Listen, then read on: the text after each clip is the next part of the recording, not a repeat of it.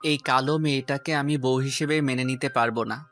বিয়ে সম্পন্ন হওয়ার পর ঘোমটা তুলতেই কথাটা কর্ণগোচর হতে স্বস্তির নিঃশ্বাস ফেলল সীমা। সে জানতো আজ এমন কিছুই হতে চলেছে। তার বাবা যতই ধনী হোক না কেন, তার মতো কালো একটা মেয়েকে কেন কেউ স্ত্রী হিসেবে মানতে চাইবে? সবার সামনেই বিয়ের আসর থেকে উঠে দাঁড়ালো সীমা। অতঃপর তার বাবা সাজ্জাদ চৌধুরীর দিকে তাকিয়ে মলিন হেসে বলল, তুমি খুশি হয়েছো তো আব্বু? আমাকে বিদায় করার খুব তাড়া ছিল না তোমার? আমি বলেছিলাম না তুমি পারবে না? তোমার মেয়ে যে সুন্দর হওয়ার যুদ্ধে হেরে গেছে, তাই তাকে কেউ বউ হিসেবে চাইবে না। ভেতর থেকে কান্না এলেও নিজেকে সামলে নিল সীমা। আর কত কাঁদবে সে? শুধুমাত্র গায়ের রং কালো হওয়ায় ছোটবেলা থেকে সবার কাছে কম অপমানিত আর লাঞ্ছিত তো হয়নি, তাই এখন এসব তার গায়ে শুয়ে গেছে। সাজ্জাদ চৌধুরী কাতরভাবে তাকালেন নিজের বন্ধু রায়হান খানের দিকে। খুব আশা করে নিজের প্রাণপ্রিয় বন্ধু ছেলের সাথে নিজের মেয়ের বিয়ে ঠিক করেছিলেন। তার ভরসা ছিল রায়হান যেমন ভালো মনের মানুষ, তার ছেলেও তেমনই হবে। কিন্তু এখন দেখা যাচ্ছে তার ভাবনা সম্পূর্ণ ভুল। রায়হান খান নিজের ছেলে ইহানকে বোঝাতে গেলেন, কিন্তু তাকে কিছু বলার সুযোগ না দিয়ে উল্টো ইহানই বলল, তুমি কেন আমাকে ঠকালে আব্বু? আমি শুধুমাত্র তোমার কথায় মেয়েকে না দেখেই বিয়েতে রাজি হয়েছিলাম। ভেবেছিলাম তুমি আমার জন্য বেস্টটাই চয়েস করবে। এখন দেখছি তোমাকে বিশ্বাস করাই আমার ভুল হয়েছে। তুমি যেমন আমার উপর ভরসা করেছিলে, আমিও তেমনটাই করছিলাম। আমার নিজের শিক্ষার উপর ভরসা ছিল, কিন্তু আজ তুমি প্রমাণ করে দিলে তুমি আমার শিক্ষায় শিক্ষিত হওনি। নিজের মায়ের মতোই হয়েছো। মানুষের গায়ের রং দিয়ে তাকে বিচার করছো। তুমি বাদরের গলায় মুক্তোর মালা ঝুলাতে চাইবে আর আমিও ঝুলে যাব? আমার মতো এত সুদর্শন আর স্মার্ট একটা ছেলে ওই রকম একটা কালো ভূতকে বউ হিসেবে মানবে? সেটা তুমি ভাবলেও বা কি করে? আম্মু ঠিকই বলে তুমি বাবা হওয়ার অযোগ্য। আমি এই বিয়ে কিছুতেই মানব না। এদিকে রায়হান খান সবার সামনেই নিজের ছেলের গালে চড় দিলেন। এই কথার পরিপ্রেক্ষিতে ইহান ভীষণ অপমানিত বোধ করলো। সাথে সাথে বেরিয়ে গেল বিয়ের আসর থেকে। রায়হান খান তাকে আটকানোর বৃথা চেষ্টা করলেন। বিয়ে বাড়ির পরিস্থিতি হঠাৎ থমথমে হয়ে গেল। মানুষ কানাঘুষি শুরু করে দিয়েছে ইতিমধ্যে। কেউ কেউ সীমার জন্য হাই হুতাশ করছে, তো কেউ আবার তাকে নিয়ে উপহাস করছে। বিনা দোষে এসব পরিস্থিতি ভোগ করতে হচ্ছে সীমার। সে তো এত কিছু চায়নি। কলেজে উঠে যখন একটি ছেলেকে নিজের মনের কথা জানিয়ে চরমভাবে অপমানিত হয়েছিল, সেদিন থেকেই তো সীমা ভেবে নিয়েছিল জীবনে কখনো কোনো আশা রাখবে না। কালো মেয়েদের যে আশা রাখতে নেই, তখন থেকে তো সীমা শক্ত করেছিল নিজেকে। অথচ আজ আবার একইভাবে তাকে অপমানিত হতে হলো। আবার একজন তার চোখে আঙুল দিয়ে দেখিয়ে দিল সে কালো, তাই সে কারো ভালোবাসা ডিজার্ভ করে না। এক এক লোকের এক এক কথা আর সহ্য হচ্ছিল না সীমার।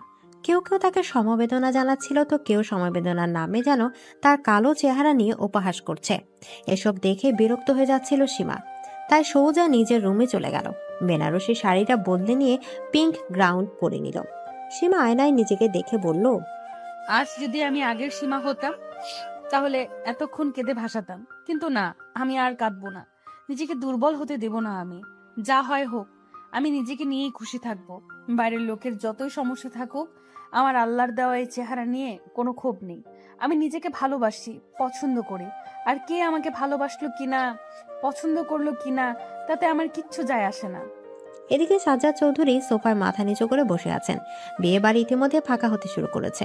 সবাই একে একে চলে গেলেও রায়হান খান এখনো রয়ে গেছেন। সাজ্জাদ চৌধুরীর পাশেই বসে আছেন তিনি। ক্ষমা চাইবেন নাকি সান্ত্বনা দেবেন সেটা বুঝতে পারছেন না। সাজ্জাদ চৌধুরী নিজেই রায়হানকে বললেন, আমি বুঝতে পারছি তুই হয়তো গিলটি ফিল করছিস। দেখ, আমি জানি এখানে তোর কোনো দোষ নেই। আসল দোষটা ছিল আমার। মেয়েটা আমাকে বলেছিল ও বিয়ে করতে চায় না, আমি জোর করেছিলাম। কি করবো বল? আমার আদরের মেয়ে, আমার কিছু হয়ে গেলে ওকে কে দেখবে সেই চিন্তা থেকেই। আমি তোর কষ্টটা বুঝি বন্ধু। ভাবের মৃত্যুর পর তো তুই একা হাতে দুই মেয়েকে মানুষ করেছিস। ছোট মেয়েটা তো মামার বাড়িতে পড়ে আছে। সীমাই তোর সব। জানিস, সীমাকে দেখলে আমার ভাবির কথা খুব মনে পড়ে। শুধু ভাবির গায়ের রং নয়, তার স্বভাবও পেয়েছে মেয়েটা। দেখতে যেমনই হোক, ব্যবহার, মেধা সব দিক দিয়ে সেরা তোর মেয়ে। বুয়েট থেকে পড়াশোনা করেছে। আমার ছেলে হীরার মূল্য বুঝতে পারলো না, কিন্তু দেখবি তোর মেয়ে নিজে একদিন সবাইকে তার মর্ম বুঝাবে। মিলিয়ে নিস আমার কথাটা। আচমকা সাজ্জাদ চৌধুরীর সেক্রেটারি হন্তদন্ত হয়ে ছুটে নিচে এলো। সাজ্জাদ চৌধুরী নিজের সেক্রেটারিকে এভাবে আসতে থেকে ভ্রুকুচকে প্রশ্ন করেন, কি হয়েছে? তোমাকে এমন দেখাচ্ছে কেন? সর্বনাশ হয়ে গেছে স্যার। সীমা ম্যাডাম ব্যাগপত্র গুছিয়ে নিয়েছেন। তিনি নাকি আজই এই বাড়ি থেকে চলে যাবেন। সাজ্জাদ চৌধুরী উঠে দাঁড়ান। রায়হান খানও তার সাথে উঠে দাঁড়ায়। সীমাও ততক্ষণে ট্রলি নিয়ে বেরিয়ে এসেছে।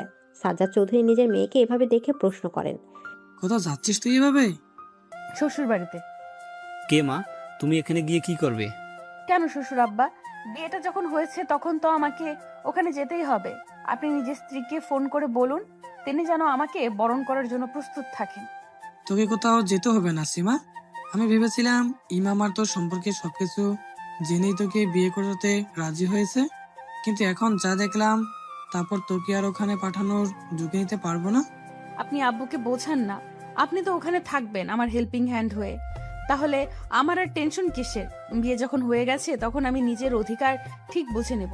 আপনার ছেলে আর স্ত্রী দুজনকেই আমি বুঝিয়ে দিয়ে আসবো মানুষের গায়ের রং ম্যাটার করে না।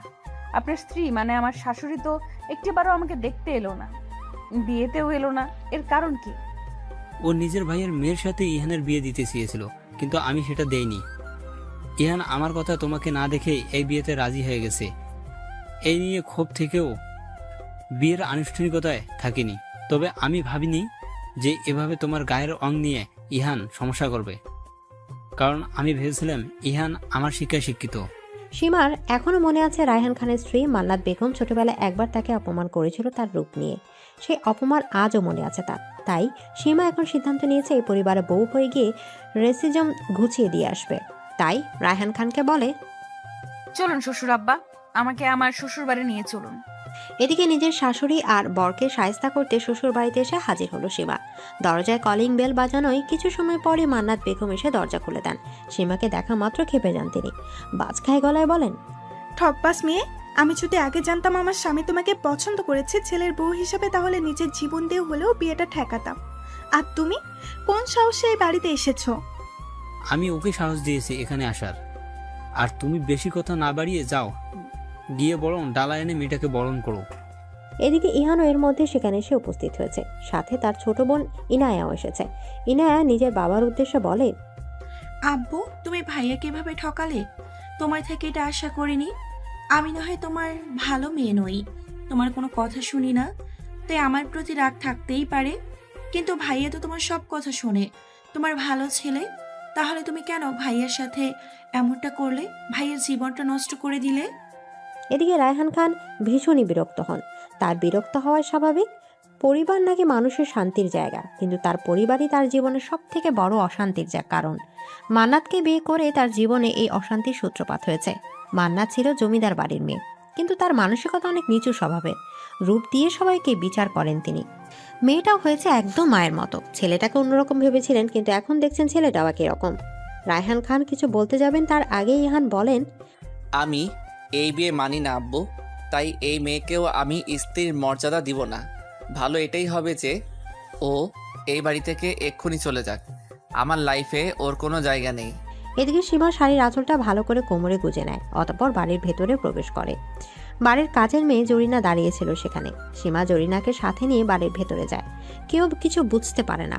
কিছু সময় পর সীমা বরণ ডালা হাতে করে নিয়ে আসে। সে বরণ ডালা নিজের শাশুড়ি মান্নাত বেগমের হাতে ধরিয়ে দিয়ে বলে, নিন, আমাকে বরণ করে নিন। আপনার ছেলে কিন্তু সব নিয়ম মেনেই আমাকে বিয়ে করেছে, তাই আইনত আমরা এখন স্বামী স্ত্রী। আমার গায়ের রং কালো হলেও মনটা কিন্তু বেশ ভালো। কথা দিচ্ছি আপনার সংসার খুব সুন্দর করে গুছিয়ে রাখবো। এদিকে মান্নাত বেগম বরণ ডালা ছুঁড়ে ফেলতে যাবে, তখনই সীমা তার হাত ধরে নেয়। মৃদু হাসি দিয়ে বলে, ইন্ডিয়ান সিরিয়ালের মতো নাটক করবেন না প্লিজ, তাহলে কিন্তু আমি নারী নির্যাতনের মামলা করে দেব। এই কথাটা শুনে মান্নাত বেগম বেশ ভয় পেয়ে যান। তাই তিনি বাধ্য হন সীমাকে বরণ করেন। সীমা বরণ শেষ হলে বাড়ির ভেতরে প্রবেশ করেন। ইনায়া সীমার উদ্দেশ্যে বলে, তোমার কি লজ্জা নেই? এভাবে জোর করে অধিকার চাইছো? অবশ্য তোমার যা রূপ, জোর জবরদস্তি ছাড়া কারো ঘরে ঠাঁই পাওয়ারও কথা নয়। একজনের মতো অন্তত জোর করে অন্যের প্রেমিকার সাথে প্রেম করতে চাইনি। এদিকে ইনায়া আর কিছু বলতে পারল না, কারণ কথাটা যে তাকে উদ্দেশ্য করেই বলা হয়েছে সেটা বুঝতে আর বাকি নেই। সীমা ও ইনায়া একই কলেজে পড়ছে। সীমা ইনায়ার 1 বছরের সিনিয়র ছিল। সেই সময় ইনায়া সীমার বেস্ট ফ্রেন্ডের প্রেমিকের সাথে সম্পর্কে জড়াতে চেয়েছিল। সেই নিয়ে অনেক কাহিনীও হয়ে গেছে। অনেক কষ্টে নিজের বাবার কানে এসব কথা আসতে দেয়নি ইনায়া। এখন যদি সীমা বলে দেয়, সেই ভয় থেকে ইনায়া চুপ হতে হলো। এই বাড়িতে ঢুকেছেন ভালো, কিন্তু আমার রুমে প্রবেশ করার সাহস দেখাবেন না। যাকে আমি স্ত্রী হিসেবেই মানি না তাকে আমার লাইফে আমি আসতে দিতে চাই না। কবুল বলে বিয়ে করেছেন আর এখন বলছেন লাইফে জায়গা নেই। আপনাকে কিছু বলার নেই, হোয়াট এভার। আমি নিজের অধিকার বুঝে নিতে জানি, তাই আপনার কথা শোনার কোনো আগ্রহ আমার নেই। আপনার এই রাগ দেখার সময় আমার নেই। আমি একজন ইন্ডিপেন্ডেন্ট ওমেন, খুব শীঘ্রই ইঞ্জিনিয়ারিং শুরু করতে চলেছি, তাই আমি অ্যাটলিস্ট স্বামীর মুখাপেক্ষী হয়ে থাকবো না। এদিকে কথাটা বলেই নিজের লাগেজ ছিঁড়ে জরিনার সাথে সিঁড়ি বেয়ে উপরে উঠছিল সীমা।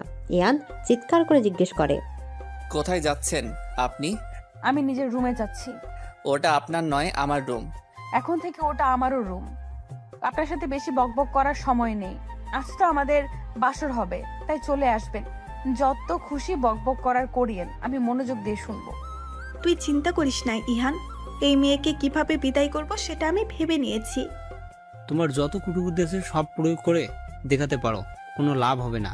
সীমাকে তোমরা চেনো না, ও যেমন মেধাবী তেমনি বুদ্ধিমতী, ওকে জব্দ করা অসম্ভব। তোমাদের সবাইকে 10 বার বিক্রি করার ক্ষমতা আছে ওর, তাই তোমাদের ভালো এটাতেই হবে যদি তোমরা ওর থেকে সাবধান থাকো। তুমি কি আমাকে ভয় দেখাচ্ছ? ভয় দেখাচ্ছি না মান্নাত, আমি শুধু সতর্ক করছি, বাকিটা তুমি বুঝে নিও কি করবে। এদিকে সীমা রুমে এসে শুয়ে পড়েছে। অনেক ক্লান্ত লাগছে তার। হঠাৎ তার মনে পড়লো আজ তো বাসার উপলক্ষে তাদের ঘর সুন্দর করে সাজানোর কথা, কিন্তু সেরকম তো কিছু দেখছে না এখানে। সীমা লক্ষ্য করলো মেঝেতে বিভিন্ন ফুল ছড়িয়ে ছিটিয়ে আছে। এটা দেখে সে বুঝতে পারলো হয়তো ইহানি সুসজ্জিত বাসর নষ্ট করেছে। মেঝেতে পড়ে থাকা বিভিন্ন ফুল নিয়ে পুনরায় বাসর ঘর সাজাতে থাকে সীমা। ইনায়া ওই রুমের পাশ দিয়ে যাচ্ছিল। হঠাৎ কিছু একটা মনে করে রুমে উকি দিতেই দেখতে পায় সীমা বাসর ঘর সাজাচ্ছে। এই দৃশ্য দেখে ইনায়া বলে, নির্লজ্জ মেয়ে, বাসর করার খুব শখ তোর, তাই না? দাঁড়াও, তোমার বাসর করার ইচ্ছে জন্মের মতো খুঁচিয়ে দিচ্ছি। এদিকে ইনায়া সোজা চলে যায় নিজের মা মান্নাতের রুমে। তাকে গিয়ে বলে, আম্মু জানো, আমি দেখে এলাম ওই সীমানা বাসর ঘর সাজাচ্ছে। কি হবে বলো তো? যা, তোর ভাইকে মানে ইহানকে ডেকে নিয়ে আয়, তারপর আমি দেখছি ওই মেয়ে কি করতে পারে। ইনায়া তাই করে। নিজের মায়ের কথা মতো নিজের ভাইকে ডাকতে যায়। ইহান এসে তার মাকে বলে, আম্মু আমাকে ডাকছিলে? হ্যাঁ, তোর সাথে জরুরি কথা আছে। শুনলাম ওই মেয়ে নাকি বাসর ঘর সাজাচ্ছে। আমি কিন্তু আগেই তোকে সাবধান করেছিলাম তোর আব্বুকে বিশ্বাস করিস না, সেটা তো শুনলি না এখন বস। যাই হোক, তুই কিন্তু ওই মেয়ের সাথে বাসর করবি না। তুই একটা কাজ কর, আজ রাতে নিজের কোনো এক বন্ধুর বাড়িতে গিয়ে থাক। এখানে থাকলে তোর বাবা জোর করে বাসর ঘরে পাঠাতে পারে। ইহান রাজি হয়। অতঃপর নিজের এক বন্ধুকে ফোন করে কথা বলে। এদিকে নিজের বরকে টানতে টানতে বাসার ঘরে নিয়ে যাচ্ছে বউ। শুনতে অদ্ভুত লাগলেও এমনটা ঘটেছে খানভিলায়। ইহান বাড়ি থেকে বের হয়ে তার বন্ধুর বাড়ি যাচ্ছিল। এমন সময় সীমা তার সামনে এসে দাঁড়ায়। ইহান ভ্রু কুঁচকে বলে, কি হয়েছে? আমার পথ আটকাচ্ছেন কেন? কোথায় যাচ্ছেন আপনি? সেটা তোমাকে বলার প্রয়োজন মনে করছি না। ইহানের এমন অবজ্ঞাসূচক কথা শুনে প্রচন্ড রেগে যায় সীমা। নিজের শাড়ির আঁচল কোমরে বেঁধে নেয়। ইহানের হাত শক্ত করে ধরে বলে, আমি আপনার স্ত্রী, এই কারণেই আপনি বাধ্য আমাকে বলতে। এখনই চলুন আমার সাথে। আপনার আজ কোথাও যাওয়া হবে না, আজ আমাদের বাসর হবেই হবে। অতঃপর ইহানকে টানতে টানতে বাসার ঘরের দিকে নিয়ে যেতে থাকে। ইহান অবাক হয়ে যাচ্ছিল, কারণ সে সীমার শক্তির সাথে পেরে উঠছিল না। সীমা ইহানকে অবাক হতে দেখে বলে, এত অবাক হওয়ার কিছু নেই। আমি কুংফু ক্যারাটে সব জানি, নিয়মিত জিমেও যাই, তাই আপনার থেকে আমার শরীরের শক্তি অনেক বেশি। কালোর জন্য অপমান করেছেন তো, এখন এই কালো মেয়ের গুণও দেখে নিন। এদিকে ইহানকে বাসার ঘরে নিয়ে এসে দরজা বন্ধ করে দেয় সীমা। ইহানকে বিছানায় ধাক্কা দিয়ে ফেলে দেয়। ইহান তোতলাতে তোতলাতে বলে, কি কি কি করছেন আপনি? আমার দিকে এগোবেন না, দেখুন এটা কিন্তু ভালো হবে না। চুপ, একদম চুপ করে থাকুন। আপনাকে তো আমার কোনো অ্যাঙ্গেল থেকেই পুরুষ মনে হচ্ছে না। কোথায় আমি লজ্জা পেয়ে বাসর ঘরে বসে থাকবো আর আপনি এসে আমার লজ্জা ভাঙাবেন? তা নয়, আমাকে আপনাকে টানতে টানতে নিয়ে আসতে হচ্ছে। এখন তো মনে হয় আমাকে নিজের স্ত্রীর অধিকারটাও আদায় করে নিতে হবে। এদিকে ইহানের গলা শুকিয়ে যাচ্ছিল। জীবনে এই প্রথম এমন পরিস্থিতির সম্মুখীন হয়েছিল সে। কি করবে এটাই বোধগম্য ছিল না তার। এমন সময় সীমা তার পাশে শুয়ে পড়ে। ইহান উঠে যাওয়ার চেষ্টা করলো। সীমা বলে, খবরদার, এখান থেকে এক পাও নড়বেন না। যদি আমার কথা না শোনেন তাহলে কিন্তু আমি নিজের স্ত্রীর অধিকার দেখাবো। এদিকে ইহানের উপরে কথার প্রভাব পড়ে। ইহান আর ওঠার দুঃসাহস দেখায় না। সীমা ডেভিল স্মাইল দিয়ে নিজের জয় সেলিব্রেশন করে। অতঃপর মনে মনে বলে, এইভাবেই ধীরে ধীরে আপনাকে বশ করে নিব। এক সময় আপনার পুরো হৃদয় নিজের জন্য জায়গা করে নিব। আপনার হৃদয় জুড়ে থাকবো আমি। এদিকে মান্নাত বেগম নিশ্চিন্তে ছিলেন এটা ভেবে যে ইহান হয়তো তার বন্ধুর বাড়িতে গেছে। এই ভেবে সারা রাত তিনি শান্তির ঘুম দিয়েছেন। সকালে উঠে তিনি নিচে চলে এসেছেন চা খাওয়ার উদ্দেশ্যে। সোফায় বসে পা দুলে দুলে জরিনাকে বলেন, চা দিয়ে যা, মাথাটা কেন জানি ব্যথা করছে। এদিকে জরিনার বদলে সীমা চা নিয়ে আসে। মান্নাত বেগম ভ্রু কুঁচকে ফেলেন। সীমাকে প্রশ্ন করেন, তুমি চা নিয়ে এসেছো কেন? জরিনা কোথায়? আমি তোমার হাতে চা খাবো না। কেন শাশুড়ি আম্মা, আমার হাতের চাতে কি কোনো অসুবিধা আছে? আমি দেখতে কালো জন্য কি আমার হাতের চাও খাওয়া যাবে না? যাকে আমি ছেলের বউ হিসেবেই মানি না, তার হাতের চা তো দূরে থাক, পানি পর্যন্ত খাবো না। আপনি না মানলে কি হবে? আপনার ছেলে তো আমাকে মেনে নিয়েছে। কাল রাতে আমাদের বাসরও হয়েছে। বাসুর হয়েছে মানে? ইহানের তো কাল ওর বন্ধুর বাড়িতে যাওয়ার কথা ছিল। এমন সময় ইহান সিঁড়ি বেয়ে নিচে নামছিল। মান্নাত বেগম বুঝতে পারেন ইহান তার মানে কোনো বন্ধুর বাড়িতেই যায়নি, কাল রাতে এখানে ছিল। মান্নাত বেগম ইহানকে দেখা মাত্র তার কাছে ছুটে গিয়ে বলেন, এটা তুই কি করলি ইহান? এই মেয়েটাকে তোর থেকে দূরে রাখার জন্য আমি কত কি করলাম, আর তুই এভাবে আমার সব কসরত পানি করে দিলি। এই মেয়েটার সাথে বাসরও করে নিলি। এখন এই মেয়েকে আমি এখান থেকে তাড়াবো কিভাবে? তুমি চিন্তা করো না আম্মু, ওই মেয়েটার সাথে আমার কিছু হয়নি। আমার রুচিবোধ এত নিচে নেমে যায়নি। এদিকে সীমা এবার অনেক বেশি অপমানিত বোধ করে। রেগে গিয়ে ইহানের দিকে চা ছুঁড়ে মারে। ইহানের হাতে পড়ে সেই চা। ইহান আর্তনাদ করে ওঠে। সীমা ক্রোধান্বিত হয়ে বলে, আমাকে নিয়ে ফার্দার আর এরকম কথা বলার সাহস দেখাবেন না মিস্টার ইহান খান। আমি সব সহ্য করব, কিন্তু নিজে অপমান সহ্য করব না। সাদা চামড়া নিয়ে খুব অহংকার না আপনার? এখন দেখুন আপনার হাত কিভাবে পুড়ে গেল। এইভাবে আল্লাহ না করুক কোনোদিন যদি আপনার পুরো শরীর পুড়ে যায়, তখন এই সাদা চামড়ার কিন্তু আর কোনো দাম থাকবে না। তাই সময় থাকতে বদলে যান। আল্লাহর সৃষ্টিকে অপমান করবেন না। এদিকে ইহান ও মান্নাত বেগম দুজনেই সীমাকে অনেক গালাগালি করতে থাকে। সীমা সেসব অগ্রাহ্য করে নিজের মতো রান্নাঘরে চলে যায়। আজ যেহেতু তার বউ ভাত, তাই নিজের হাতে সবার জন্য রান্না করবে, এটাই তার উদ্দেশ্য। রায়হান খান বাড়িতে আসা মাত্রই মান্নাত বেগম তার কানে সীমার নামে বিষ ঢালা শুরু করেছেন। সকালে ঘটনাকে টেনে এনে বললেন, এই কেমন মেয়েকে বউ করে আনছোস? রূপ তো নাই, তার উপর এরকম শৈতানি করে বেড়াচ্ছে। আমার ছেলেটার হাত পুরো পুড়িয়ে দিয়েছে। তুমি আজ এর একটা বিহিত করো। তোমাদের আগেই বলেছিলাম সীমার সাথে পাঙ্গা নিতে যাইও না, কিন্তু তোমরা আমার কথাই শুনলে না। এখন বোঝো কত ধানে কত চাল। এদিকে মান্নাত বেগম কোনো প্রতিকার না পেয়ে খেপে যান। রাগে বকবক করতে করতে নিজের রুমের দিকে যেতে থাকেন। কিছু সময় পরে সীমা এক কাপ কফি এনে রায়হান খানকে দিয়ে বলেন, এই নিন আপনার কফি। এসব আমি কি শুনছি? কি ব্যাপারে? তুমি নাকি ইহানের হাতে গরম চা ছুড়ে মেরেছ। এটা কিন্তু একদম ঠিক কাজ করোনি। আমি কি করব বলুন? যখন কেউ আমার গায়ের রং নিয়ে কিছু বলে, তখন নিজেকে আর ঠিক রাখতে পারি না। একটা কথা মনে রাখবে, রেগে গেলে তো হেরে গেলে। তাই নিজের রাগকে সবসময় নিয়ন্ত্রণ করার চেষ্টা করবে, ঠান্ডা মাথায় কাজ করবে। এভাবে রেগে গেলে ওরা তোমায় খারাপ ভাববে। তোমাকে আমি নমনীয় ভাবছি না, শুধু অতিরিক্ত রেগে যাওয়া না, যতটা বড় পরিস্থিতি অনুযায়ী রিয়াক্ট করবে। বুঝতে পেরেছি। মান্নাত ও ইনায়া একসাথে বসে অনেক কথা বলছে। ইনায়া বলছে, আম্মু, আমার তো মনে হচ্ছে না এই আপদ এত দ্রুত বিদায় হবে। ওই সীমাকে তো কোনোভাবেই জব্দ করা যাচ্ছে না। আমার মাথায় একটা বুদ্ধি এসেছে। কি বুদ্ধি? এবার লোহা দিয়েই লোহা কাটবো। এদিকে সীমা ডাইনিং টেবিলে অপেক্ষা করছে সবার জন্য।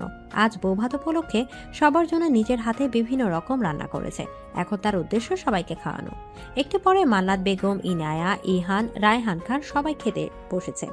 সীমা সবার সামনে তার রান্না করা খাবার নিয়ে আসলে মান্নাত বেগম মুখ বিকৃত করে বলেন, এসব রান্না কি তুমি করেছো? হ্যাঁ, আমিই করেছি। কেন, আমার হাতের রান্না কি খাওয়া যাবে না নাকি? তুমি ভাবলে কি করে তোমার হাতের রান্না করা খাবার আমরা খাবো? আমরা কেউ এই খাবার খাবো না। রোজ রোজ এত অশান্তি আর ভালো লাগে না। সীমা, তোমার কাউকে জড়াজড়ি করতে হবে না মা। তুমি আমাকে খেতে দাও, আর তুমি নিজেও খেতে বসো। খাবার যদি বেঁচে যায় পথ শিশুদের খাওয়াবো, তাও লাভ, তবু এদের দিতে হবে না। তুমি আমাদেরকে পথ শিশুদের সাথে তুলনা করছো? একেই নিজের ছেলের জীবন নষ্ট করেছো এই মেয়ের সাথে বিয়ে দিয়ে, তার উপরে। আমি কারো জীবন নষ্ট করিনি মান্নাত, তুমি নিজের ছেলেকে ভুল বোঝাচ্ছ। যাই হোক, এখন এই প্রসঙ্গে কথা বলতে চাই না। তোমার খেতে হলে খাও, আর না হলে যাও। তোমাদের সেদে সেদে খেতে বসানোর শখ সীমার নাই। এদিকে সীমাকে রায়হান খান খেতে বসতে বলেন। সীমাও খেতে বসে। দুজন মিলে খাওয়াও শুরু করে। ইহান বলে, আম্মু তুমি চিন্তা করো না, আমি এক্ষুনি খাবার অর্ডার করছি। এই মেয়ের হাতের খাবার তোমাদের কাউকে খেতে হবে না। হ্যাঁ ইহান, তুই তাই কর। আমার তো বাইরের খাবার খুব ভালো লাগে। এই মেয়ের হাতের খাবার খাওয়ার থেকে বাইরের খাবার খাবো সেটাই ভালো। বিরিয়ানি অর্ডার করিস তো, আমার তো বিরিয়ানি খুবই ভালো লাগে। শুনলাম আজকাল একটা জিনিসের বেশ চর্চা চলছে, কোনো একটা রেস্টুরেন্টে নাকি খাসির মাংসের নাম করে কুকুর খাওয়ানো হচ্ছে। এটার নতুন কি? আজকাল তো এমনই চলছে, কুকুর বিড়ালের মাংস খাওয়ানো হচ্ছে এসব রেস্টুরেন্টে। বাইরের খাবার খেতে হবে না, তোরা সবাই এখানে খেতে বস। একদিন ওর হাতে রান্না খেলে কোনো অসুবিধা হবে না। এদিকে অগত্যা সবাই খেতে বসে। সীমা বিজয়ীর হাসি হাসে। রাতে ডিনারের আয়োজন করা হয়। রাতে রান্না করেছে সীমা। ইহান সবেমাত্র অফিসের সব কাজ শেষ করে বাড়িতে ফিরেছে। সীমা ইহানকে উদ্দেশ্য করে বলে, চলুন নিচে খেতে চলুন। রান্না কি তুমি করেছো? তাহলে আমি খাবো না। এদিকে সীমা এবার রেগে যায়, নিজে দৌড়ে নিচে যায়। অতঃপর খাবার বেড়ে নিয়ে আসে। ইহানের মুখের সামনে খাবার ধরে বলে, বেশি কথা না বলে চুপচাপ খেয়ে নিন, না হলে কিন্তু খুব খারাপ হয়ে যাবে। এদিকে ইহান কিছু বুঝে ওঠার আগে সীমা নিজের হাত জোরপূর্বক খাইয়ে দেয় তাকে। ইহান শুধু অবাক হয়েছিল। সীমা ভাতের প্লেটটা ইহানের হাতে তুলে দিয়ে বলে, এখন ভালো বাচ্চার মতো খেয়ে নিন, না হলে আমি আবার খাইয়ে দেব। এদিকে ইহান বাধ্য ছেলের মতো নিজের হাত দিয়ে খেতে থাকে। ইহানের খাওয়া শেষ হলে সীমা নিচে যায় বাড়ির অন্য সদস্যদের খাবারের ব্যবস্থা করার জন্য। রায়হান খানের সাথে বাকিরাও খেতে বসেছে দেখে অনেকটাই আশ্বস্ত হয় সীমা। রায়হান খানকে খাবার দিয়ে মান্নাত বেগমের প্লেটে খাবার দিতে যাবে, তখনই মান্নাত বলে ওঠেন, তোমাকে খাবার দিতে হবে না, আমাদের খাবার আসছে। এদিকে সীমা কিছু বুঝতে পারে না এই কথার মানে। ইনায়া আচমকা বলে ওঠে, নেহা আপু চলে এসেছে আম্মু। এদিকে মান্নাত বেগম খুশি মুখ করে নেহার দিকে তাকান। নেহা হলো মান্নাত বেগমের বোনের মেয়ে। এই নেহার সাথে মান্নাত বেগম তার ছেলে ইহানের বিয়ে দিতে চেয়েছিলেন। আয় নেহা, আমার পাশে বস। এদিকে নেহা এসে মান্নাত বেগমের পাশে বসে। তার হাতে একটি টিফিন বক্স ছিল। সে তার ডাইনিং টেবিলে রেখে বলে, আম্মু বিরিয়ানি রান্না করে পাঠিয়েছে, তুমি নাকি খেতে চেয়েছো? দে, এই তো আমাদের খাবার এসে গেছে। আসসালামু আলাইকুম খালু, কেমন আছেন আপনি? আলহামদুলিল্লাহ ভালো। তোমরা সবাই কেমন আছো? জি আলহামদুলিল্লাহ। তোমরা তো কেউ ইহানের বিয়েতে আসলে না। যাই হোক, এই হলো সীমা, ইহানের বউ, আমার পুত্রবধূ। কেমন আছেন ভাবি? আপনার সাথে মনে হয় আমার পরিচয় নেই। আমি নেহা, আমিও আপনার এক প্রকার ননদ। এদিকে সীমা মৃদু হেসে নেহার সাথে কিছু কথা বলে। সীমা রুমে এসে ওয়াশরুমে চলে গিয়েছিল ফ্রেশ হতে। ওয়াশরুম থেকে বের হয়ে নেহাকে রুমে দেখে চমকে যায় সীমা। নেহাকে স্বাভাবিক লাগছিল। সীমাকে দেখে নেহা বলে, আপনার সাথে পরিচিত হতে আসলাম। দুজন মিলে অনেকক্ষণ গল্প করে। অতঃপর নেহা সীমাকে এমন কিছু কথা বলে যা তার ধারণার বাইরে ছিল। নেহা বলে, আপনি জানেন কিনা জানি না ভাবি, আপনার শাশুড়ি মানে আমার খালা ইয়ান ভাইয়ার সাথে আমার বিয়ে দিতে চেয়েছিল। আমার পরিবার থেকেও ইতিবাচক সাড়া ছিল, কিন্তু খালু এর মাঝে আপনার সাথে ইহান ভাইয়ার বিয়ে ঠিক করাই, এটা নিয়ে অনেক ঝামেলা হয় আমাদের মাঝে। খালার সাথে আমার মায়েরও অনেক কথা কাটাকাটি হয়, এই নিয়ে অনেক কিছু হয়ে গেছে। এখন যখন বিয়ের পর ইহান ভাইয়া বিয়েটা মানছে না, তখন খালা আমার সাথে আবার ইহান ভাইয়ার বিয়ে দিতে চাইছে। আমার মায়েরও সেটাই ইচ্ছে, আমার অন্য কাউকে পছন্দ, মানে আমার একজন বয়ফ্রেন্ড আছে। আমি তো মাঝখানে খুব চিন্তায় ছিলাম যে আম্মু না আবার ইহান ভাইয়ার সাথে আমার বিয়ে দেন। তাই তো তোমার সাথে ইহান ভাইয়ার বিয়ে হওয়ার সব থেকে বেশি খুশি আমি হয়েছি। সীমা নিশ্চিত হয় নেহাকে নিয়ে তাহলে আর কোনো অসুবিধা নেই। নেহা সীমার কাছ থেকে বিদায় নিয়ে রুম থেকে চলে যায়। এদিকে সীমা অনেক রাত পর্যন্ত জেগে ইহানের জন্য অপেক্ষা করছিল, কিন্তু ইহানের আসার কোনো নাম গন্ধ ছিল না। অনেক সময় অপেক্ষা থাকতে থাকতে সীমার চোখ লেগে যায়।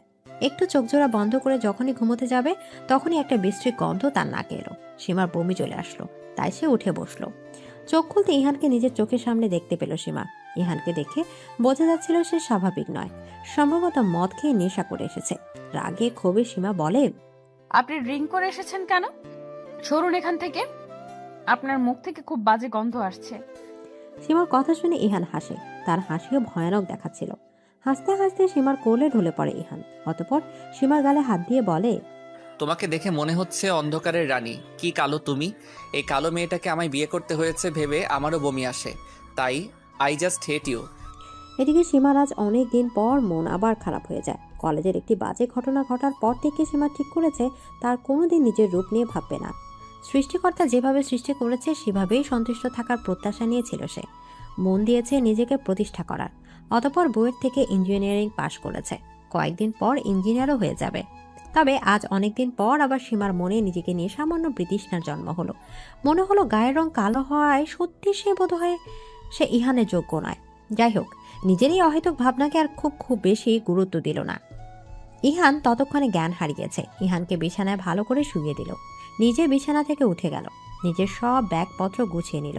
আজই এই বাড়ি থেকে চলে যাবে বলে সিদ্ধান্ত নিল সীমা। প্রমাণিত হওয়ার পর আর এখানে থাকার বিন্দু মাত্র ইচ্ছে নেই সীমার।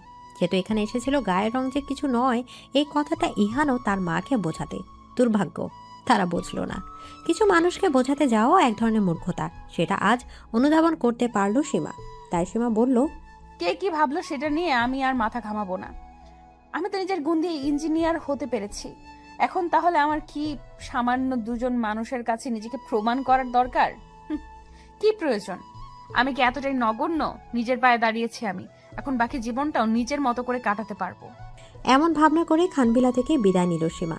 যাওয়ার আগে রায়হান খানকে বলে যেতে চেয়েছিল, কিন্তু তিনি ঘুমিয়েছিলেন, এজন্য আর বিরক্ত করলেন না। কাউকে কিছু না জানিয়ে চলে এলো। সীমাকে এত রাতে বাড়ি ফিরতে দেখে অবাক হয়ে যান সাজ্জাদ চৌধুরী। নিজের মেয়েকে তিনি জিজ্ঞেস করেন, সবকিছু ঠিকঠাক আছে তো সীমা? তুই এভাবে এত রাতে? এদিকে সীমা নিজের বাবাকে জড়িয়ে ধরে কান্নায় ভেঙে পড়ে। সবসময় নিজের আবেগকে নিয়ন্ত্রণ করা সম্ভব নয়। সীমা কান্নারত অবস্থায় বলে, তোমার মেয়ে যে কালো হয়েছে এটাই তার অপরাধ, তাই তো কারোর ভালোবাসা পাবে না সে।